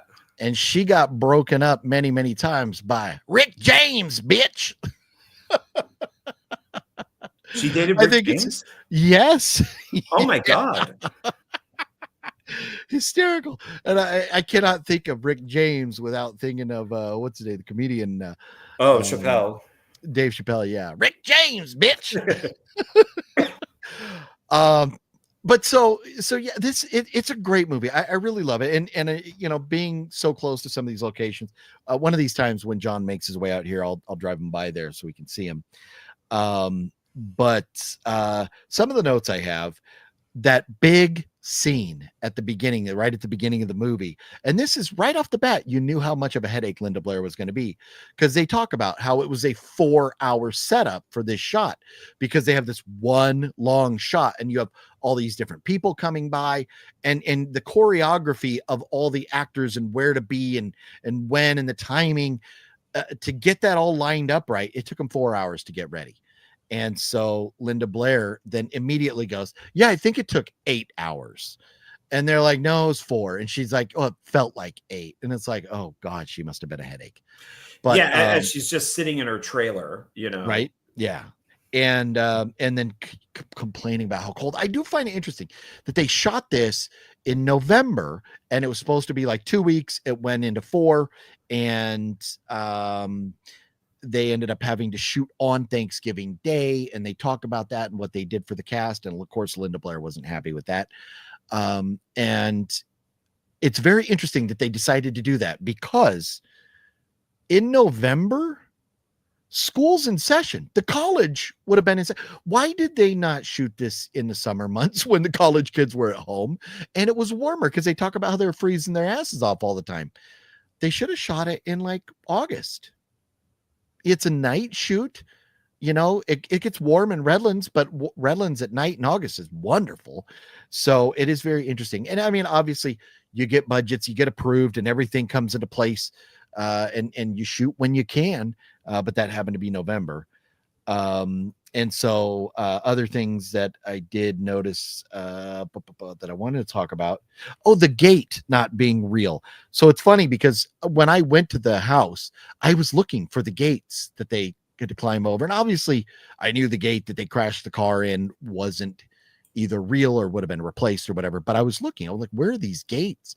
And I couldn't find them anywhere. And so to learn that they were all brought in as props was pretty cool, especially because that gate, that is such an integral part of the film that they can't get in and out of this gate. And then the very end of the film is at the gate. So that was interesting. Another film making trick that I loved was when the wire was moving, when they're pulling the guy up, how you couldn't tell the wire was moving. So they painted black marks on it. So as it was moving, you could actually see the wire moving. I love the ingenuity of, and this is not like a low budget movie like this. This was, I don't know, a few $1 million, whatever the budget was, but just things like that, being ingenuitive, on set, I thought was very cool. And so, I mean, it's things you got to think outside of the box as a filmmaker sometimes. So I love that. And then I don't have too many more notes, but the idea that when they were shooting the sex scene, that the guy, neither one of them wanted to do, the actors wanted to do the sex scene, and it's not a full nude. It's just, they're in bed and then they shoot like a shadow on the wall to make it look like they're having sex. But the actor, his girlfriend was on set watching him do this sex scene. How fucking awkward can you get? That man, I would have been like, not close set. Sorry. She could wait, outside with everybody else or whatever. But I thought that was very interesting, choice to have the girlfriend on set. And maybe it was just so she could sleep at night knowing that her boyfriend wasn't really having sex if she didn't know anything about movies or whatever. But I thought that was very funny. I do like scripts, right? No, that's just it. You can't complain about something that's in a script that you agreed to do. Don't come complain unless the script changes all of a sudden and somebody adds you sitting in a parking lot fucking a ham. That if that's added later on, different ball game. Yeah. So again, reference to Clown Motel Massacre, where Tom, the director, changed the script kind of behind my back and had things happen that I would have never had. And I was supposed to fuck a ham. Yeah. And my wife, who plays the ghost of Cynthia Darrow, he added a sex scene with her. Like, are you fucking crazy? My wife is one of the shyest people on the planet. There's no way in fuck that's gonna happen. These days I would fuck the ham. If we made I know, right? Yeah. Clown Motel Massacre now, I would actually do it. But just the idea that it's brought on out of left field. And I never heard about this ham. And then he's like, go to the store and buy a ham. Like, fuck you. What? And then interesting that I think it was one of the producers whose his real home was robbed when they were shooting one night. And so he had to leave and go home all the way back to LA because his house was burglarized. Like, what a shit thing to have happen when you're in the middle of filming a movie. But the fact they bring these things up, it adds to how interesting it is. And then the last thing that I want to mention was I loved the fact that a couple different times they mention comparisons to other 80s films, specifically Halloween. And they talk about the car scene and why at the very end of the movie, they shoot the car scene the way they did and not having, they did, Michael Myers in the back seat or, their version of Michael Myers. And they wanted this film to be different than just having Michael Myers or a supernatural being. And so I don't know if we're spoiling or not, but the beast and why, things happen the way they do in this is because it is different than Halloween. And they mentioned that. And I thought, I thought that's kind of cool that they were actually going like, okay, we understand Halloween's a great movie and we want to make a great movie, but we don't want people to think we're ripping off Halloween. So we're going to do things a little differently. I did love how they talked about that in this. So yeah, they were great. The filmmakers are great to listen to when they could get Linda Blair to shut up. Yeah, there were a couple times, maybe more than a couple, where she would say something and one of the guys would correct her. So it's, no, I was thinking with her saying 8 hours, like, oh, maybe she's just not remembering correctly. But then it sounds like the guy was correcting her, Yeah. But she was not very enjoyable on the audio commentary. I've heard things about her doing these audio commentaries, but I like the movie. I enjoy it. I do think it's a little long, but I wouldn't know what I would want to cut. I do like that you brought up that the exterior of the house is different from the interior, but I also like the cavern, the caves that are underneath the house. Yeah. I thought so. That's a whole other set.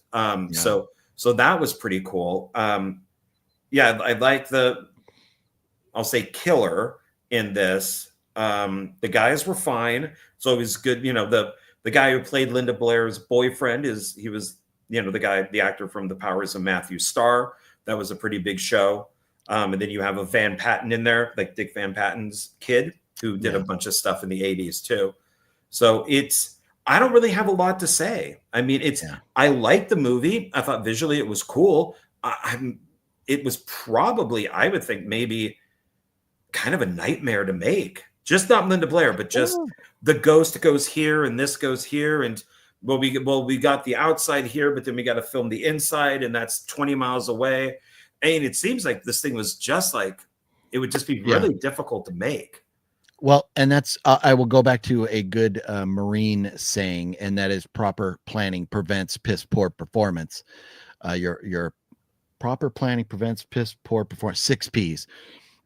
So that means ahead of time, you have to know every shot, and it has to be planned out where you're going to shoot it, when you're going to shoot it, and all that. I think the biggest headache would have been the continuity people that had to watch the candles to make sure the candles weren't burning. The candles for continuity, since it all takes place in one night. But they're, obviously movies are not shot in order. So they had people that had to move the candles, like, okay, well, this scene takes place at the beginning, so we need this. Well, now we're shooting a scene that takes place at the end, so now we'll go get the candle that's this big. Okay, now remember, we got to change it back to this one, because now the candle thing I would have never thought about until they mentioned it. And it's like, so then I kept watching the candles too. Yeah, and they did good. But I think if they didn't watch that, somebody would have noticed, like, oh, look, the candles are shorter here and then they're longer again or whatever. Somebody would have noticed. Yeah. The last thing that I want to mention on this, and as much as Linda Blair seems like a pain in the ass in person, she was a great actress. I don't know how she would do now, but in this, there's one scene that stands out to me above all the rest of this movie, and that's when the killer is coming and chasing Linda Blair and the guy and they go into, I don't know if it's a bedroom or whatever, and they close the door, and Linda Blair props the chair up under the door handle so he can't open the door. And then she kind of turns around, and then all of a sudden, boom, the axe comes through the door, or maybe not axe, but the fist or whatever breaks through the door. And Linda Blair turns around and screams right there. And then they start running toward the window. Her reaction to that shot was as good, if not better. I mean, I don't know about better, because man, The Shining is pretty tough to beat. I was about to say, where you going with this? Because if you go watch the shot in Hell Night, when that fist comes through the door, that hand comes through the door, and you see Linda Blair's reaction, it is amazing. It's brilliant. So her acting was phenomenal. I really give her credit for that. And that, to me, if The Shining is the greatest door busting down scene of all time, Hell Night is number 2. And it's happened a lot. Axes through doors and faces and heads, people breaking down doors. It's happened a lot. But Linda Blair's reaction in that scene, she is phenomenal. She looks truly terrified. So I loved it. So I said on the film 4 out of 5. Where are you at with Hell Night? I'm going to go back. Night of the Comet, I'm going to do 4. Okay. I'm just going to stick with 4. This, I'm going to do 3.5. I kid. No, that's a fair score. That's a fair score. I got a little excited right there. Got a little hiccup. I may be a little more partial to this movie than some people, and it's one of those that like being so familiar and like where it was shot, not far from here at all. That gets like bonus points for me. I just Sure. I love it. So, but it's just I love the whole vibe and everything about it. So it's one of my favorites of all time. So, I think maybe in really real thinking about Night of the Comet and Hell Night, I'm probably giving both of these 4s.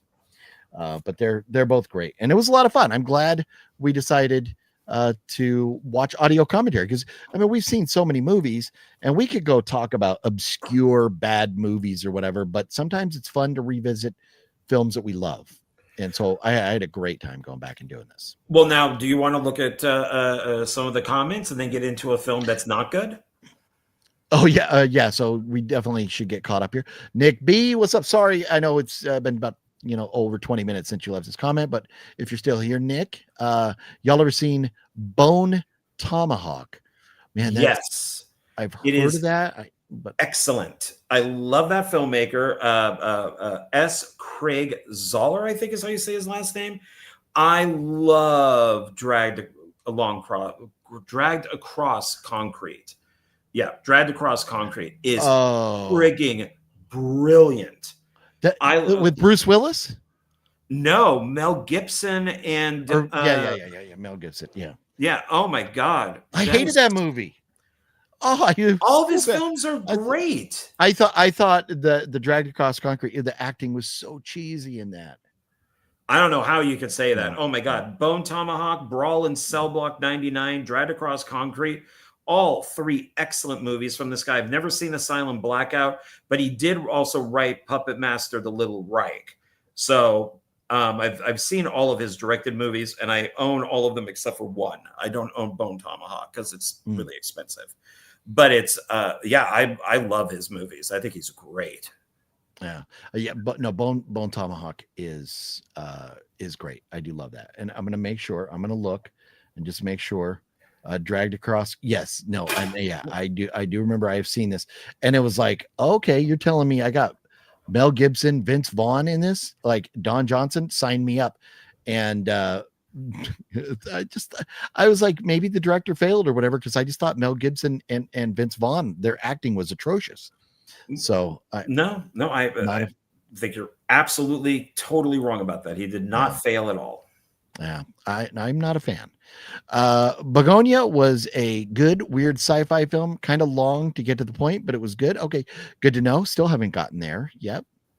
Now I know why you like it. Welcome to Derry. That dude from the Warriors movie. You don't know his name. I got his picture. Oh, I guess he's right up there. That's Dexter Morgan's dad. And now I'm drawing a blank. But yeah, it's James Remar. He was in the Warriors. James Remar. Yeah, thank you. Is Bug worth watching? I don't know what's. It depends on what Bug you're talking about. Is it the William Castle film from like the 70s, or are you talking about the Bug with Ashley Judd? Yeah. I don't know. I'm Rick James, bitch. Yeah, that is correct. God Hates a Coward by Bone Tomahawk. I'm Sean, I'm missing your point there. I apologize. Jeff says Bug is interesting to say the least. Worth a watch. Yeah, I don't know Bug. Is it? If it's the one with Ashley Judd, it's based on a play. It's okay. I wasn't a fan, but I think I need to watch it again. If it's the William Castle movie where the Beatles fly and they catch your head on fire and stuff, I saw that in the theater as a kid and it terrified me.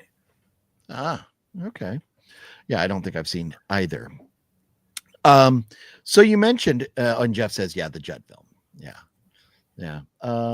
It's got a 6.1 rating on IMDb, so that's not a terrible score. You wanted to talk about a horrible horror movie.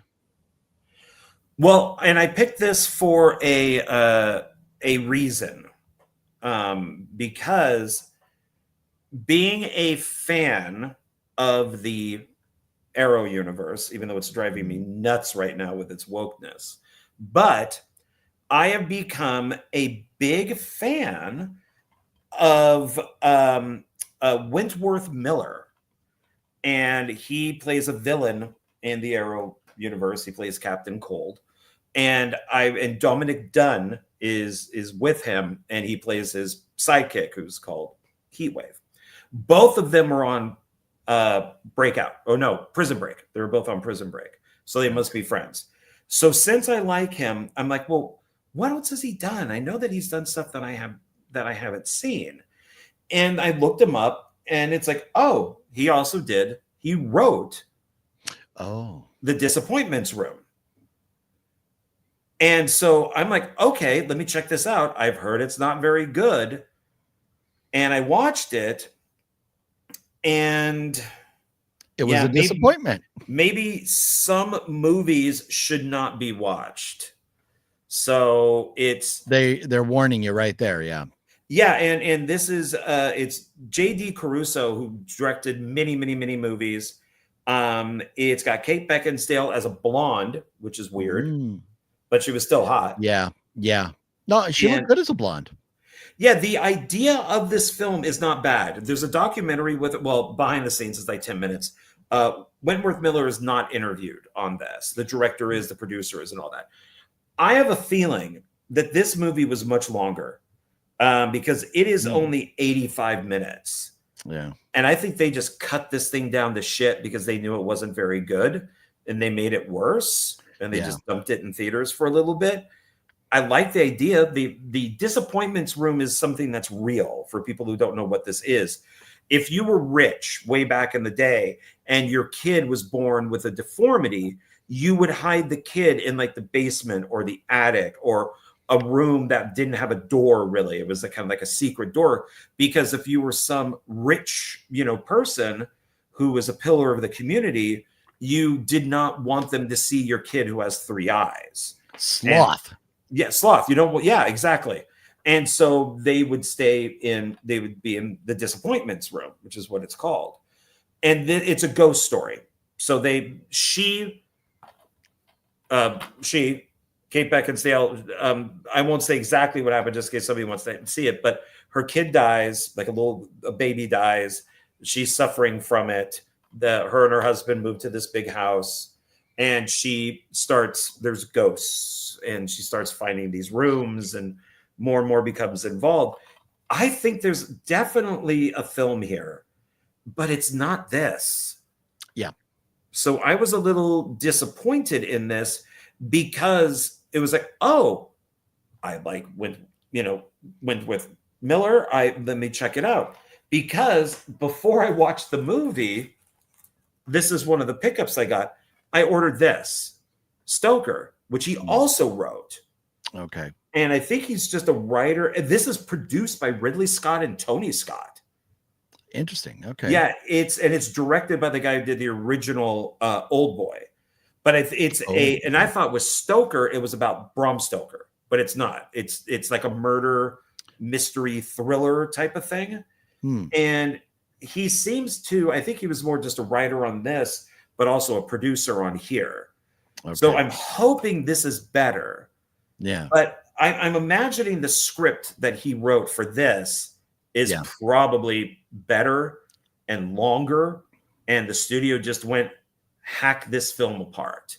Yeah. And just give us the bare basics. Because there is something here that could be quite creepy. And it just kind of failed. So yeah, I agree. And so I watched it as well, because it was on, I think I found it on Tubi, and it was disappointing because it did have potential. They had location, they had the actress, all these, but it was like Kate Beckinsale was the only good actor.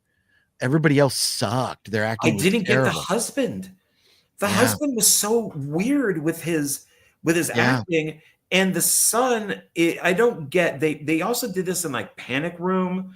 I don't know why they take little kids. And in Panic Room, it's a girl. It's Stewart from Twilight. And but I don't get why they give them these hairdos that make them look one androgynous, but they also look white trash at the same time. Yeah. And it's really weird that studios go, oh, let's just make him look like he was raised in a trailer park. No, why can't you just give him like a normal little kid hairdo? Well, Why this does- kid in Disappointments Room, they were trying to make him into Danny Torrance. They even had, I mean, they ripped off The Shining so much with this movie. They even had the shot down the hallway where he was sitting there looking at the ghost of the little girl. The only thing they were missing was the twin. It was the exact same yeah, that's shot true. like The Shining. They were trying to make him Danny Torrance, and it failed. They did have a lot of potential. This was a great idea for a film, but when you're talking Disappointments Room, and then it's more about these creatures and ghosts or whatever that are going around. I wanted more of The Room than the whole property. But also, then when they would show these ghosts, they just look like regular people.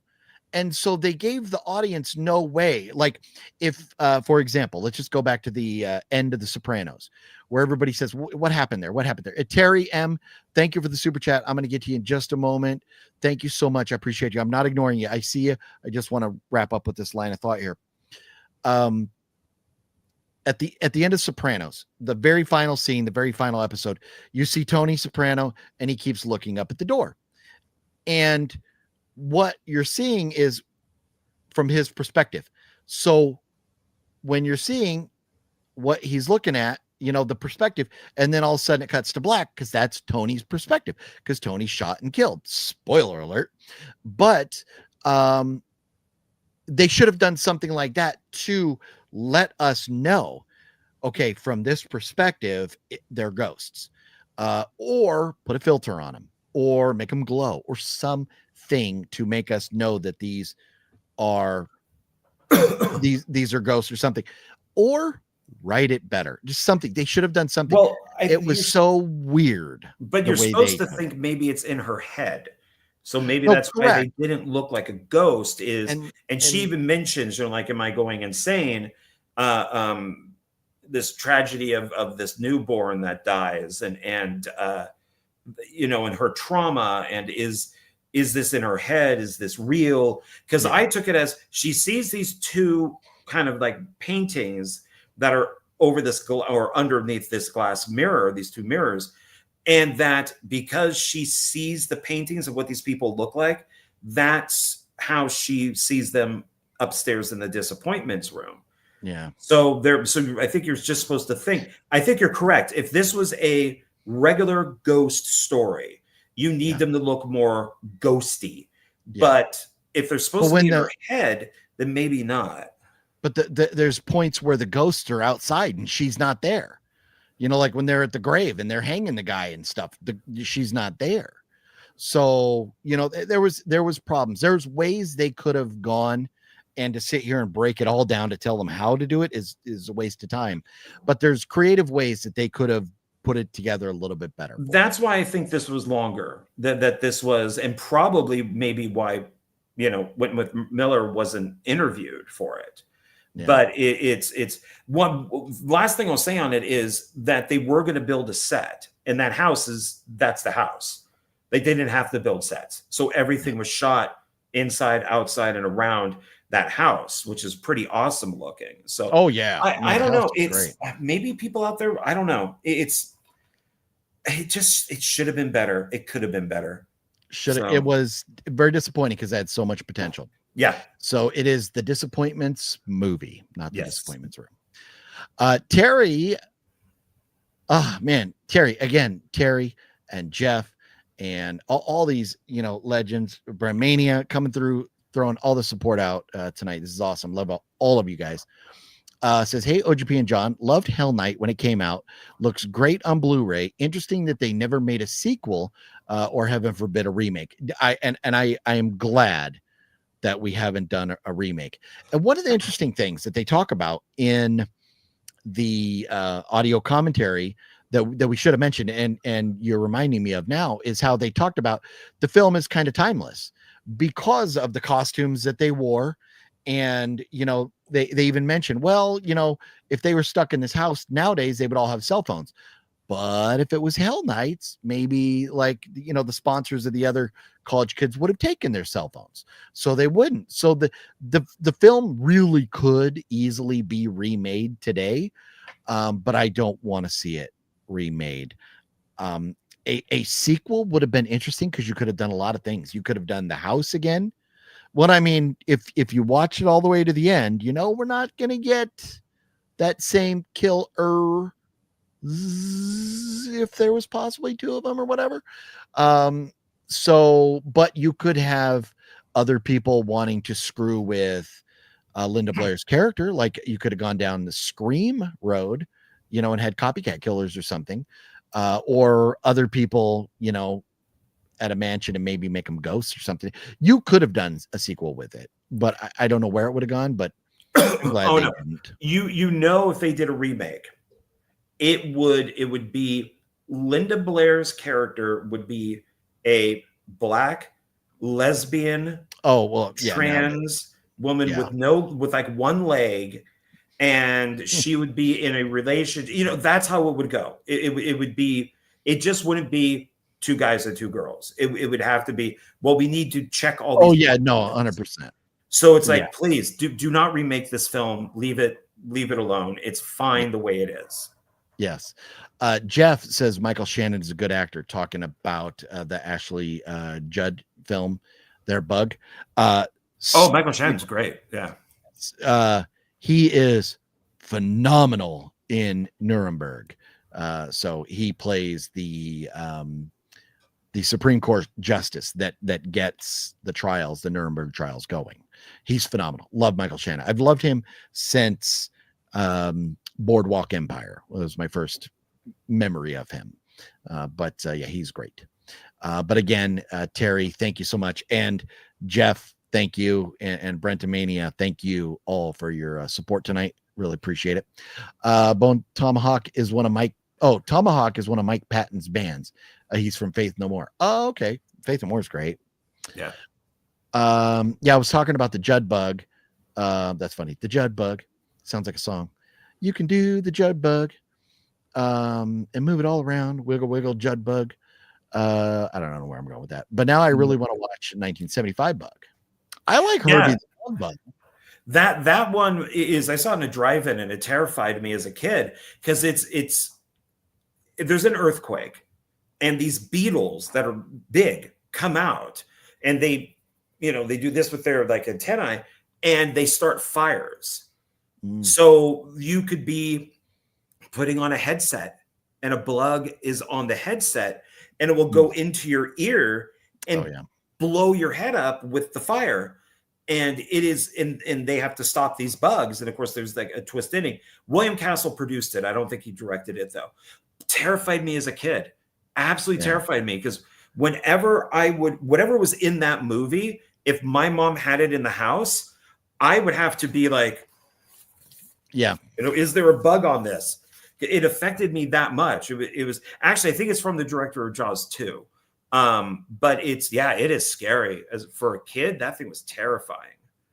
The director of Jaws 2, because you would have to worry about sharks in your house. That too. I kid. Yeah. Sharks that would land on top of you and get house shark, man. You don't want that shark coming up out of the toilet biting your butt. That's true.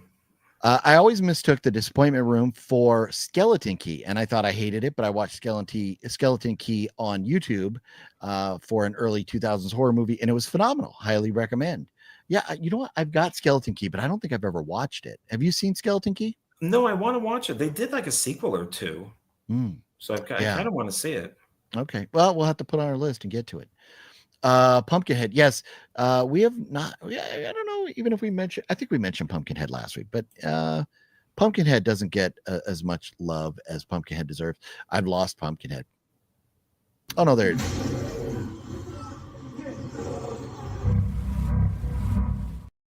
I love Pumpkinhead. I love Pumpy. Yeah. Let's see here. So, Sopranos ending is only speculation. Well, NG. So David Chase has never really come out and said what it is, but there is one interview where he alludes to the fact that Tony is dead. And if you notice if you go back and rewatch the first episode of season 6, there's it's the first episode of part 2 of season 6, I think, but there's a song playing, and the song talks about this person, this is what happens, this person this is what happens, and it's showing these different people. When it talks about the first person, it says the director is telling a story of your life from beginning to end. It says that in the song. So when Tony Soprano's story is over, because he's dead, the show's over. That's in the song in that episode. Then also when Tony and Bobby Bacalari are having the conversation, and Bobby says, you probably don't even hear it when it's coming. Then later on in, I think it's either the last or the second to the last episode of the show, we have Tony flash back right after Bobby gets killed. So I think it is the last episode, because Bobby gets killed, and then Tony is remembering Bobby, and the conversation he remembers is, you don't even hear it when it's coming. So Tony got killed. I think I don't like it. That's for another another night's debate, because I could debate Sopranos with you for hours and hours and hours. We just don't have that time. But love the Sopranos. Are we still talking about Sopranos? Man, I could talk about Sopranos forever. Sorry. Let's see here. Oh, there you go. 2 women and 1 John. I would do that.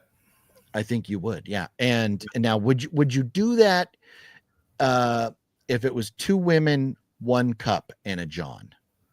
Or if you were the Cup, if you had to fill in for the Cup, would you do that? Oh, Lordy. Oh my goodness. Yeah. You know what? We just better talk about. It's vamp time. It's vamp time. Vampires don't like poo in their mouth. So yeah.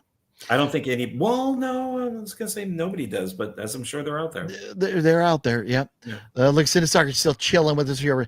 He says, I remember when we reenacted the scene at that burger joint in LA with the onion rings. Yes. So years ago, Sinistarker and I were at this cafe, and we were sitting there, and Danny got a basket of onion rings. So for the video, I had him like pick up an onion ring like Tony does, and then like look up at the door, and then we cut to black, and he had the Don't Stop Believin', the Journey song playing at the time in that video. It's a great video. You'd have to go back, like way back. It looks, I think this is the 799th video on this channel. You'd have to go back to like video number 200 or something to find that. It's way back there, but man, yeah, that was a great one, man. We had so much fun that night. We were driving around looking for somewhere to eat forever. We're in the middle of LA, and we could not find anywhere to eat. It's crazy how different LA is from like New York or Las Vegas or some of these other cities that are truly, like, you go to Chicago, you could find places to eat 24 hours a day. LA just shuts down.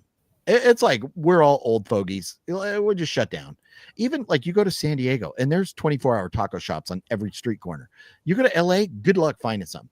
So we finally found this cafe. It was good. We had a good meal there. But yeah, man, what a great memory, man. That was a fun time. Let's see here. I love the fact this chat can take a twisted and perverse turn at any amount. No, that's exactly it. That's exactly it. We take something totally innocent and turn it into 2 girls, 1 cup. Yeah, no, Sean 420, you know all about them motherfucking chicken sandwiches. Gotta love them chicken sandwiches. Yeah, that was years back. Didn't we go Back to the Future? Yeah, we did. We went to the Back to the Future mall. I think we went, maybe did we go to the Back to the Future house? I think we went to the Sopranos, not Sopranos, Sons of Anarchy place, the Teller Moro motorcycle shop place, and lots of places that. I was crazy. We were all over the map. Danbury, Connecticut is like that. Everything closes at 9. Oh yeah, that sucks. So yeah, you better have lots of food at home. You can cook yourself something. John, anything else you wanted to mention this evening before we go home? I just have two pickups. Oh, hold on a minute. That is right. Wait a minute. My bad. I have forgotten. We haven't got to play this in a couple weeks. Or have we? I don't think so. I don't think we've had pickups for the last couple of weeks. Yeah. Oh, here we go. I have a serious Blu-ray addiction. You're gonna be quicker than that. I'm serious. I'm actually going to catch him all. Oh, what's in the box? No, Now that's an addiction, man. I never said that. I never knew you were a pickup man. We're right now at the Blockbuster Video Store. John, I am thrilled that you mentioned your pickups because I had something that I had completely forgotten about. I wanted to do a little game with you tonight. You had a quiz for me a couple weeks ago. It's a very quick quiz. Okay. We'll do it right after. We'll do it right after your pickups. Okay. Yeah, there's only two. This is so on my channel, when I did my videos of what did I watch over Halloween, at the very end, I put up the videos that I didn't show here. They're basically all animated superhero type of stuff, but I tried to do darker, more kind of horror type of stuff. Okay. And I watched one called Justice League Dark, which is a horror movie that they did. And so I just got today its sequel, Apocalypse War. So. Okay. Nice. And this is nice and R. So it's bloody violence, language, and some sexual references. I think that's so funny that animation could be rated R. I'm telling you, man, I wasn't into any of this stuff, and I decided to just watch one, and it was like, my God, they're saying, they're killing people, there's boobs. It's like, what the hell? This is a Superman cartoon. Yeah. So it's I mean, but so I'm looking forward to watching this. Nice. This I got last night. Joe gave it to me, Joe Lujan. This is the first thing that I ever worked on with him, and I'm in it by mistake. Oh. So I started off as his sound man because he didn't have anybody to do sound.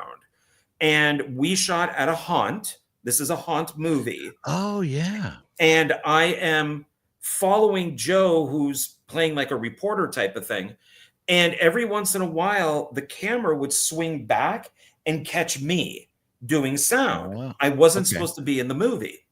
So he's like, well, I guess you're now a character in the movie. So This is Rust 3. It's on Tubi. All 3 Rust movies are there. And it is a haunt movie. And I'm very proud of this film. So it took us like 3 years to make. I didn't start on it, but I definitely ended with it. And I met Joe. I'll make this fast. I met Joe at the Millennium Bar out here. He was showing Rust 1 and 2 because I was about to do Meat Hook Massacre 4, and I watched the trailers for Rust 1 and 2 and went, oh, crap. This looks very similar to what I'm making, and it even has Lindsay Cruz in it. And I'm like, oh, no. So I watched both Rust 1 and 2, loved them. They had nothing to do with what I was doing. Met Joe for the first time, and then became a massive fan. And then Joe put something out on Facebook saying, hey, I started off as a homeless person, but I was cut because I ended up being the sound guy. But it's weird how things happen. And I finally have my copy of Rust 3. I own parts 1 and 2. If you guys, and I said originally that I don't really like movies that take place in a haunt. I did like Haunt. But yeah, I mean, if you like movies that take place in a haunt, I check out Rust 1, 2, and 3. Nice. Yeah, I'll definitely. I've never seen any of them. And the best news about it is that Alec Baldwin kills nobody in this movie. That is true. This is not related. This is not a Western with a wild man with a gun running around. So this is a guy with a machete, basically. So nice. Yeah, and it's Yeah, they're fun. I mean, when I was working on this, I was honored because now I'm all of a sudden I'm working with all the actors and actresses and filmmakers from parts 1 and 2. I'm like, I can't Yeah. believe I'm on set working with these people. Yeah. And now they've all become friends of mine. So, That's cool. Yeah. Yeah. Love it. Yeah. So those Very are my nice. 2 pickups. Maybe one of these days, when I'm out there or something, we can do like a double feature on 1 and 2 or something. Maybe the next night 3 or something like that. But Sure. I've never seen any of them. But that's cool. Very, very good pickups.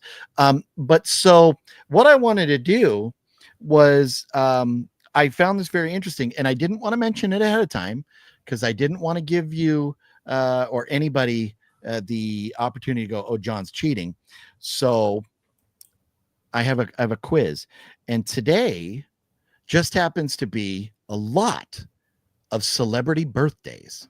So I'm going to tell you the celebrity, and I want you to guess how old they are.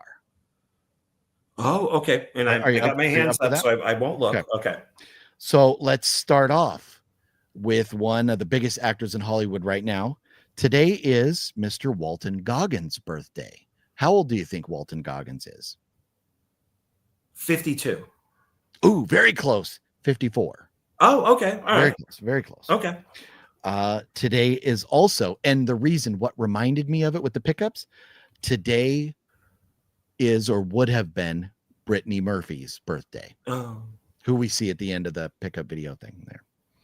How old would Brittany Murphy be if she was still alive? So she passed like 2000. God, when did she pass? Because she was in her 20s, wasn't she? I think she was. Yeah, wasn't she one of the? Is she in the like that 27 club or whatever, or whatever that's called? Where they all die at 27 years old or something like that. That may sound. I'm going to say 27 then. Yeah, that sounds right because she died very young. Okay, so I can't say 27. Yeah, so she would be. I'm going to say like 37. She would be 48 years old today. Wow, because I think she died in like 2005. Yeah, see, I was thinking 2016, but I'm like, no, that's not right. Okay.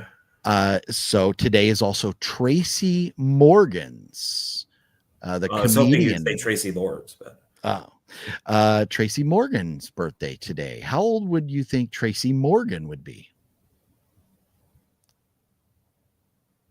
Remember, he got hurt really badly and was like paralyzed for a while and stuff, but he bounced back pretty good. I'm going to say 60. 57. Very close. Oh, wow. Okay. Today, I'm going to save that one for later. Here's another one. Sinbad, the comedian Sinbad. How old is he today?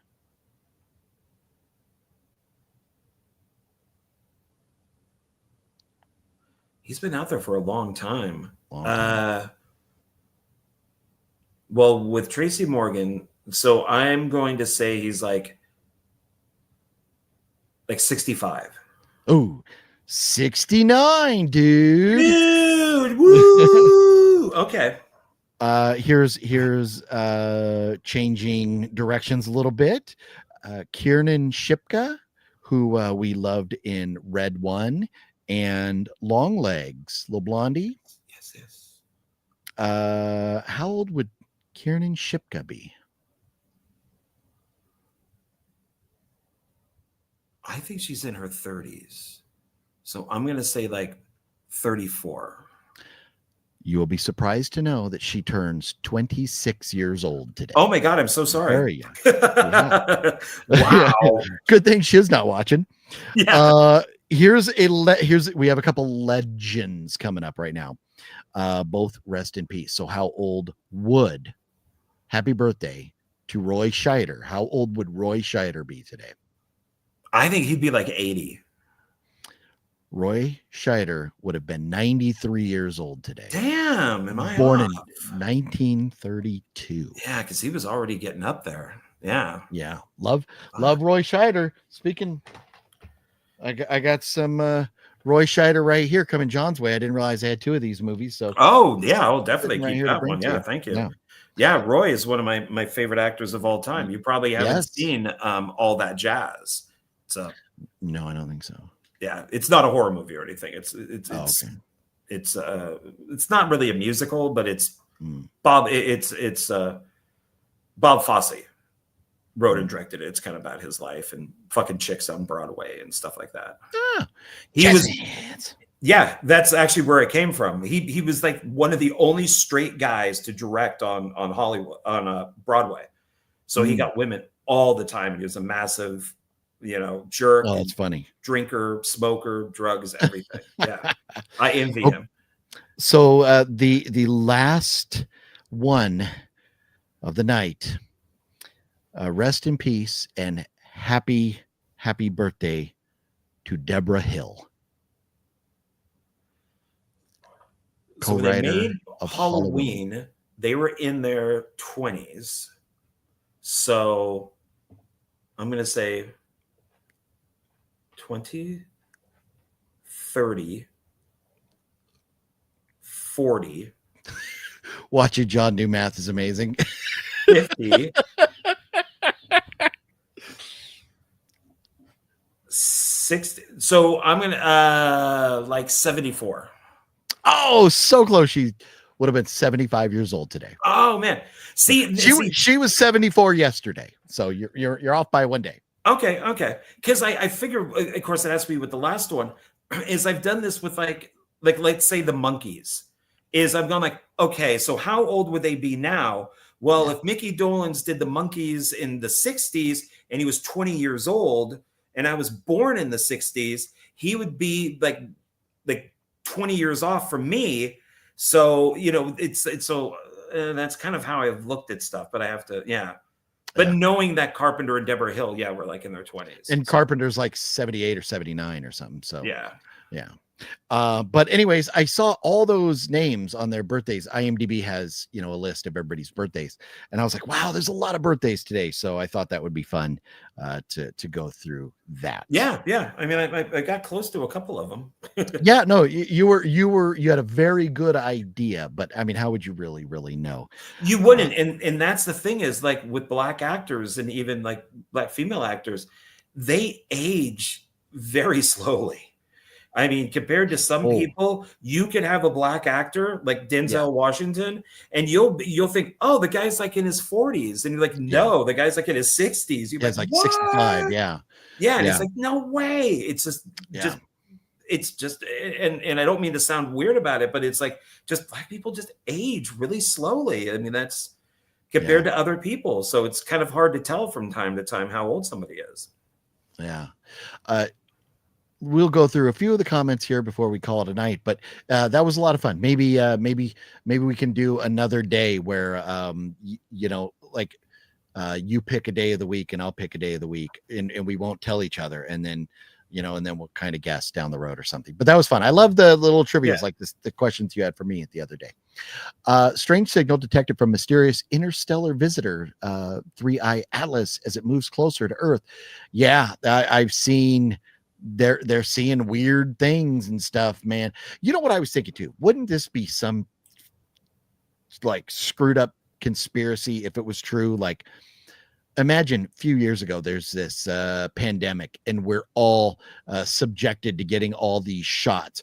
And so wouldn't that be screwed up if that had something to do with the aliens that were on the way? And they were just waiting for all of us to get our vaccinations so that when they started probing us on their alien ship, we wouldn't get them sick. Like they came by, but they're like, tell the lizard people, tell Nancy Pelosi that when she's takes off her mask, when Rowdy Piper puts on his glasses and sees that she's a lizard woman, that tell her to make sure everybody's vaccinated, so when the aliens come by they can just start picking people and touch our poopers. Ooh, are they going to do that? I think so. Nancy Pelosi, whatever age she is, she looks at least 30 years older. 100%. I'm glad that she's calling it a career and retiring and not going to run for re-election. But I love the video where she says, she actually comes out and says, we're like lizard people. Like, what the fuck, Her Nancy? face is very leathery. It looks like a reptile. Yeah. Way Up Dude, what up? Way Up Dude Hey, coming hey. through with the jokes. Let's see. Way Up Dude says, did you hear about the guy who got a Viagra stuck in his throat? Yeah, he's suffering from a stiff neck. What the fuck is wrong with me? He's suffering from a stiff neck now. That's funny. That's funny. What's up, Way Up Dude? Love when Way Up Dude comes through with all the jokes and stuff. And look at this. My bad, everybody. I wasn't paying attention. I was looking, but everybody was guessing along with us. That's why I was like, because I noticed that I started seeing you were numbers, kind of blocking and I'm them like, out. yeah, I don't want to look at these because I could just cheat. Yeah. Well, you can hide the chat. Just click the little arrow and move the chat over so you don't see it too.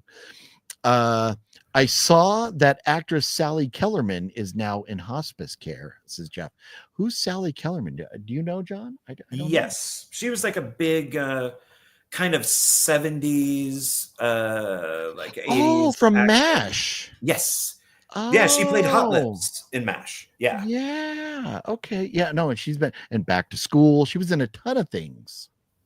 Yeah. Yeah, she was a thing for a little bit. She was like a hottie. Yeah. But that's unfortunate. Wow. Now in hospice. Yeah, man. Yeah, she's been around. Is it Big Pun? The rapper's birthday today too? Okay. Let's see here. Now we all go to the UFOs. Yep. No, that's it. They're picking us up. It's like what was the Nicolas Cage movie where the end of the world was coming and all the kids got on the alien ship and they left all the adults to die? Oh, The Knowing. Yeah, that's what's gonna happen now. I'm 43. People think I'm 28. That's nice, Wicked. Yeah, hey, no. I'm 58, and whenever I say that, people say you don't look 58. Yeah, I got a story, man, from this is still playing here. All the way through the whole video. Hold on.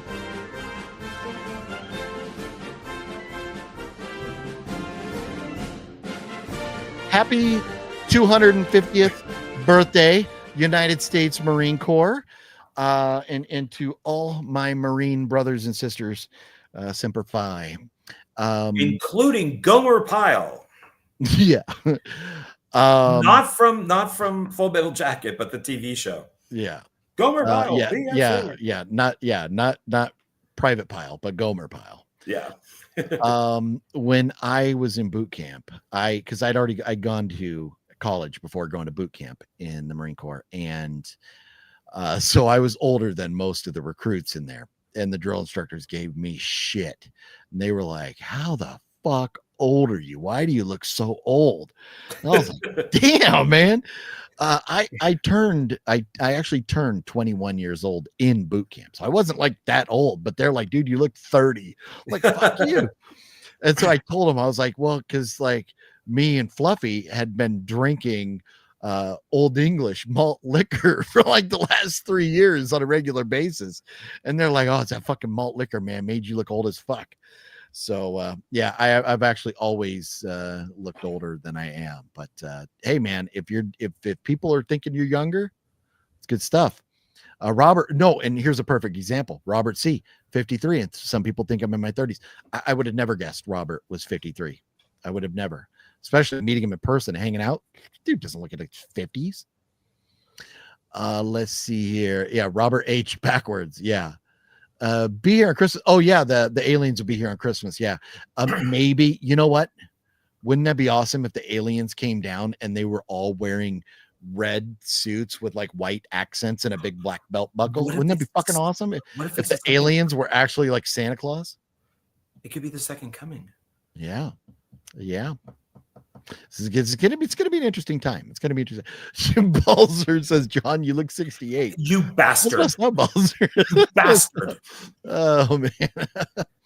I turned 50 this year, and I still get people think I'm in my late 30s, early 40s. Nice, great. That's awesome. Yeah, I'm 51.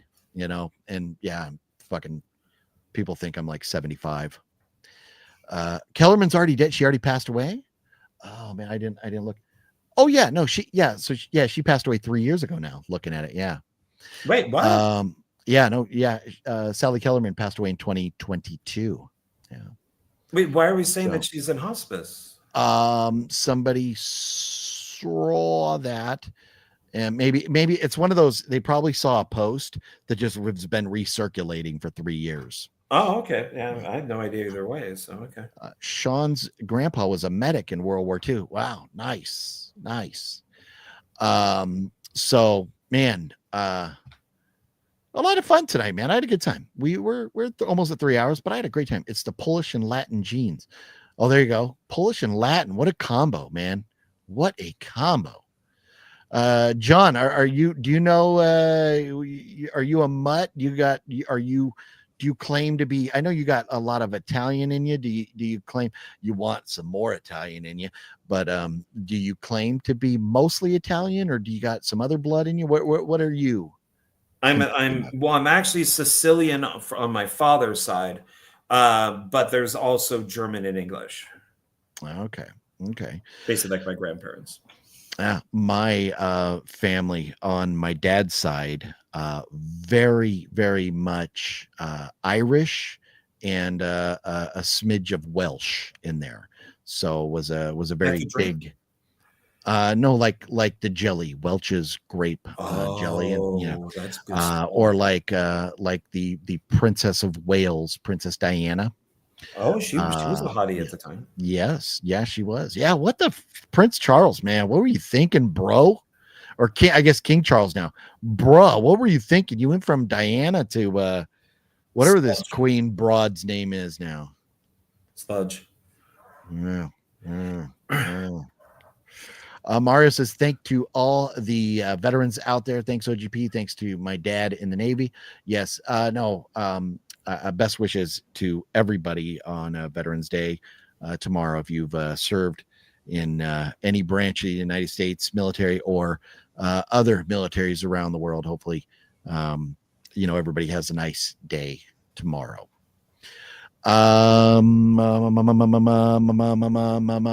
Anything else, John?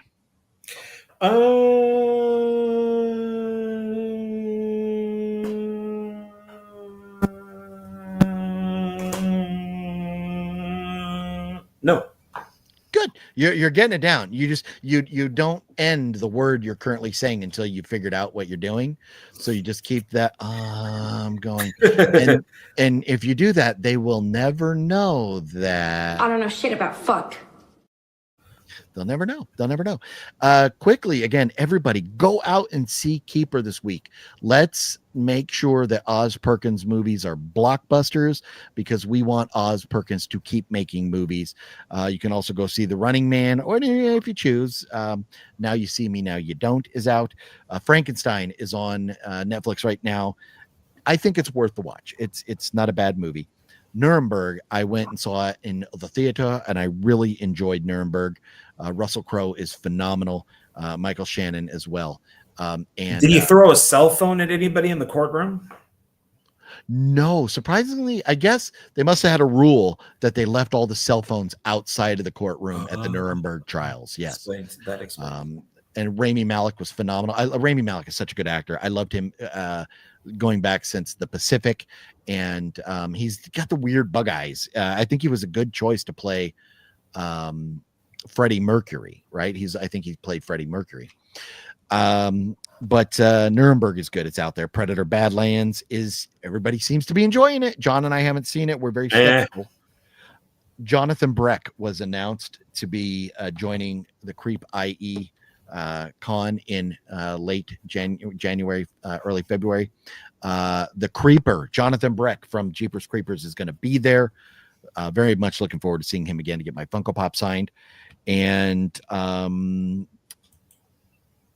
think that's about it for the big news of the day. Again, happy 250th birthday to the United States Marine Corps, and happy 35th Horror Movie Monday featuring Mr. John and myself. Whoa, don't do that. That's you've taken the Trump dance too far, and now you look like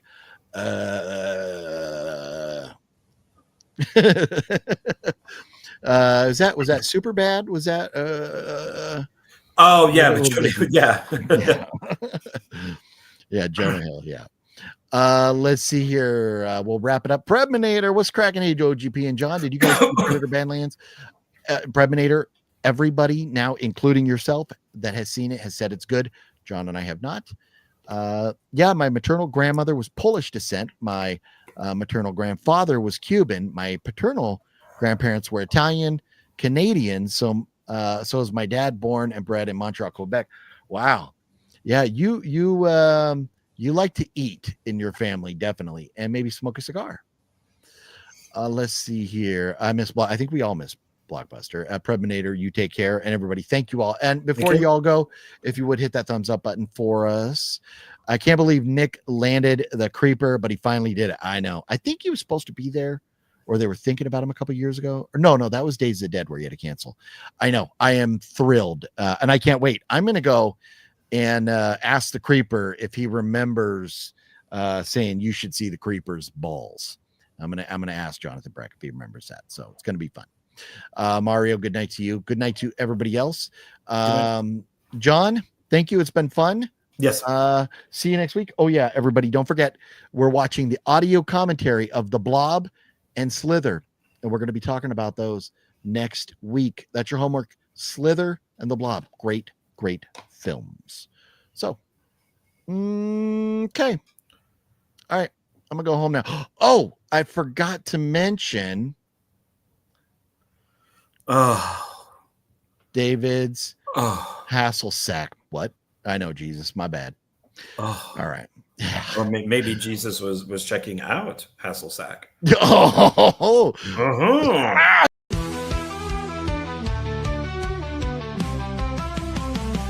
It's Horror Movie Monday, you already know. Chills in the air, and the tension's low. OGP steps up, setting the tone.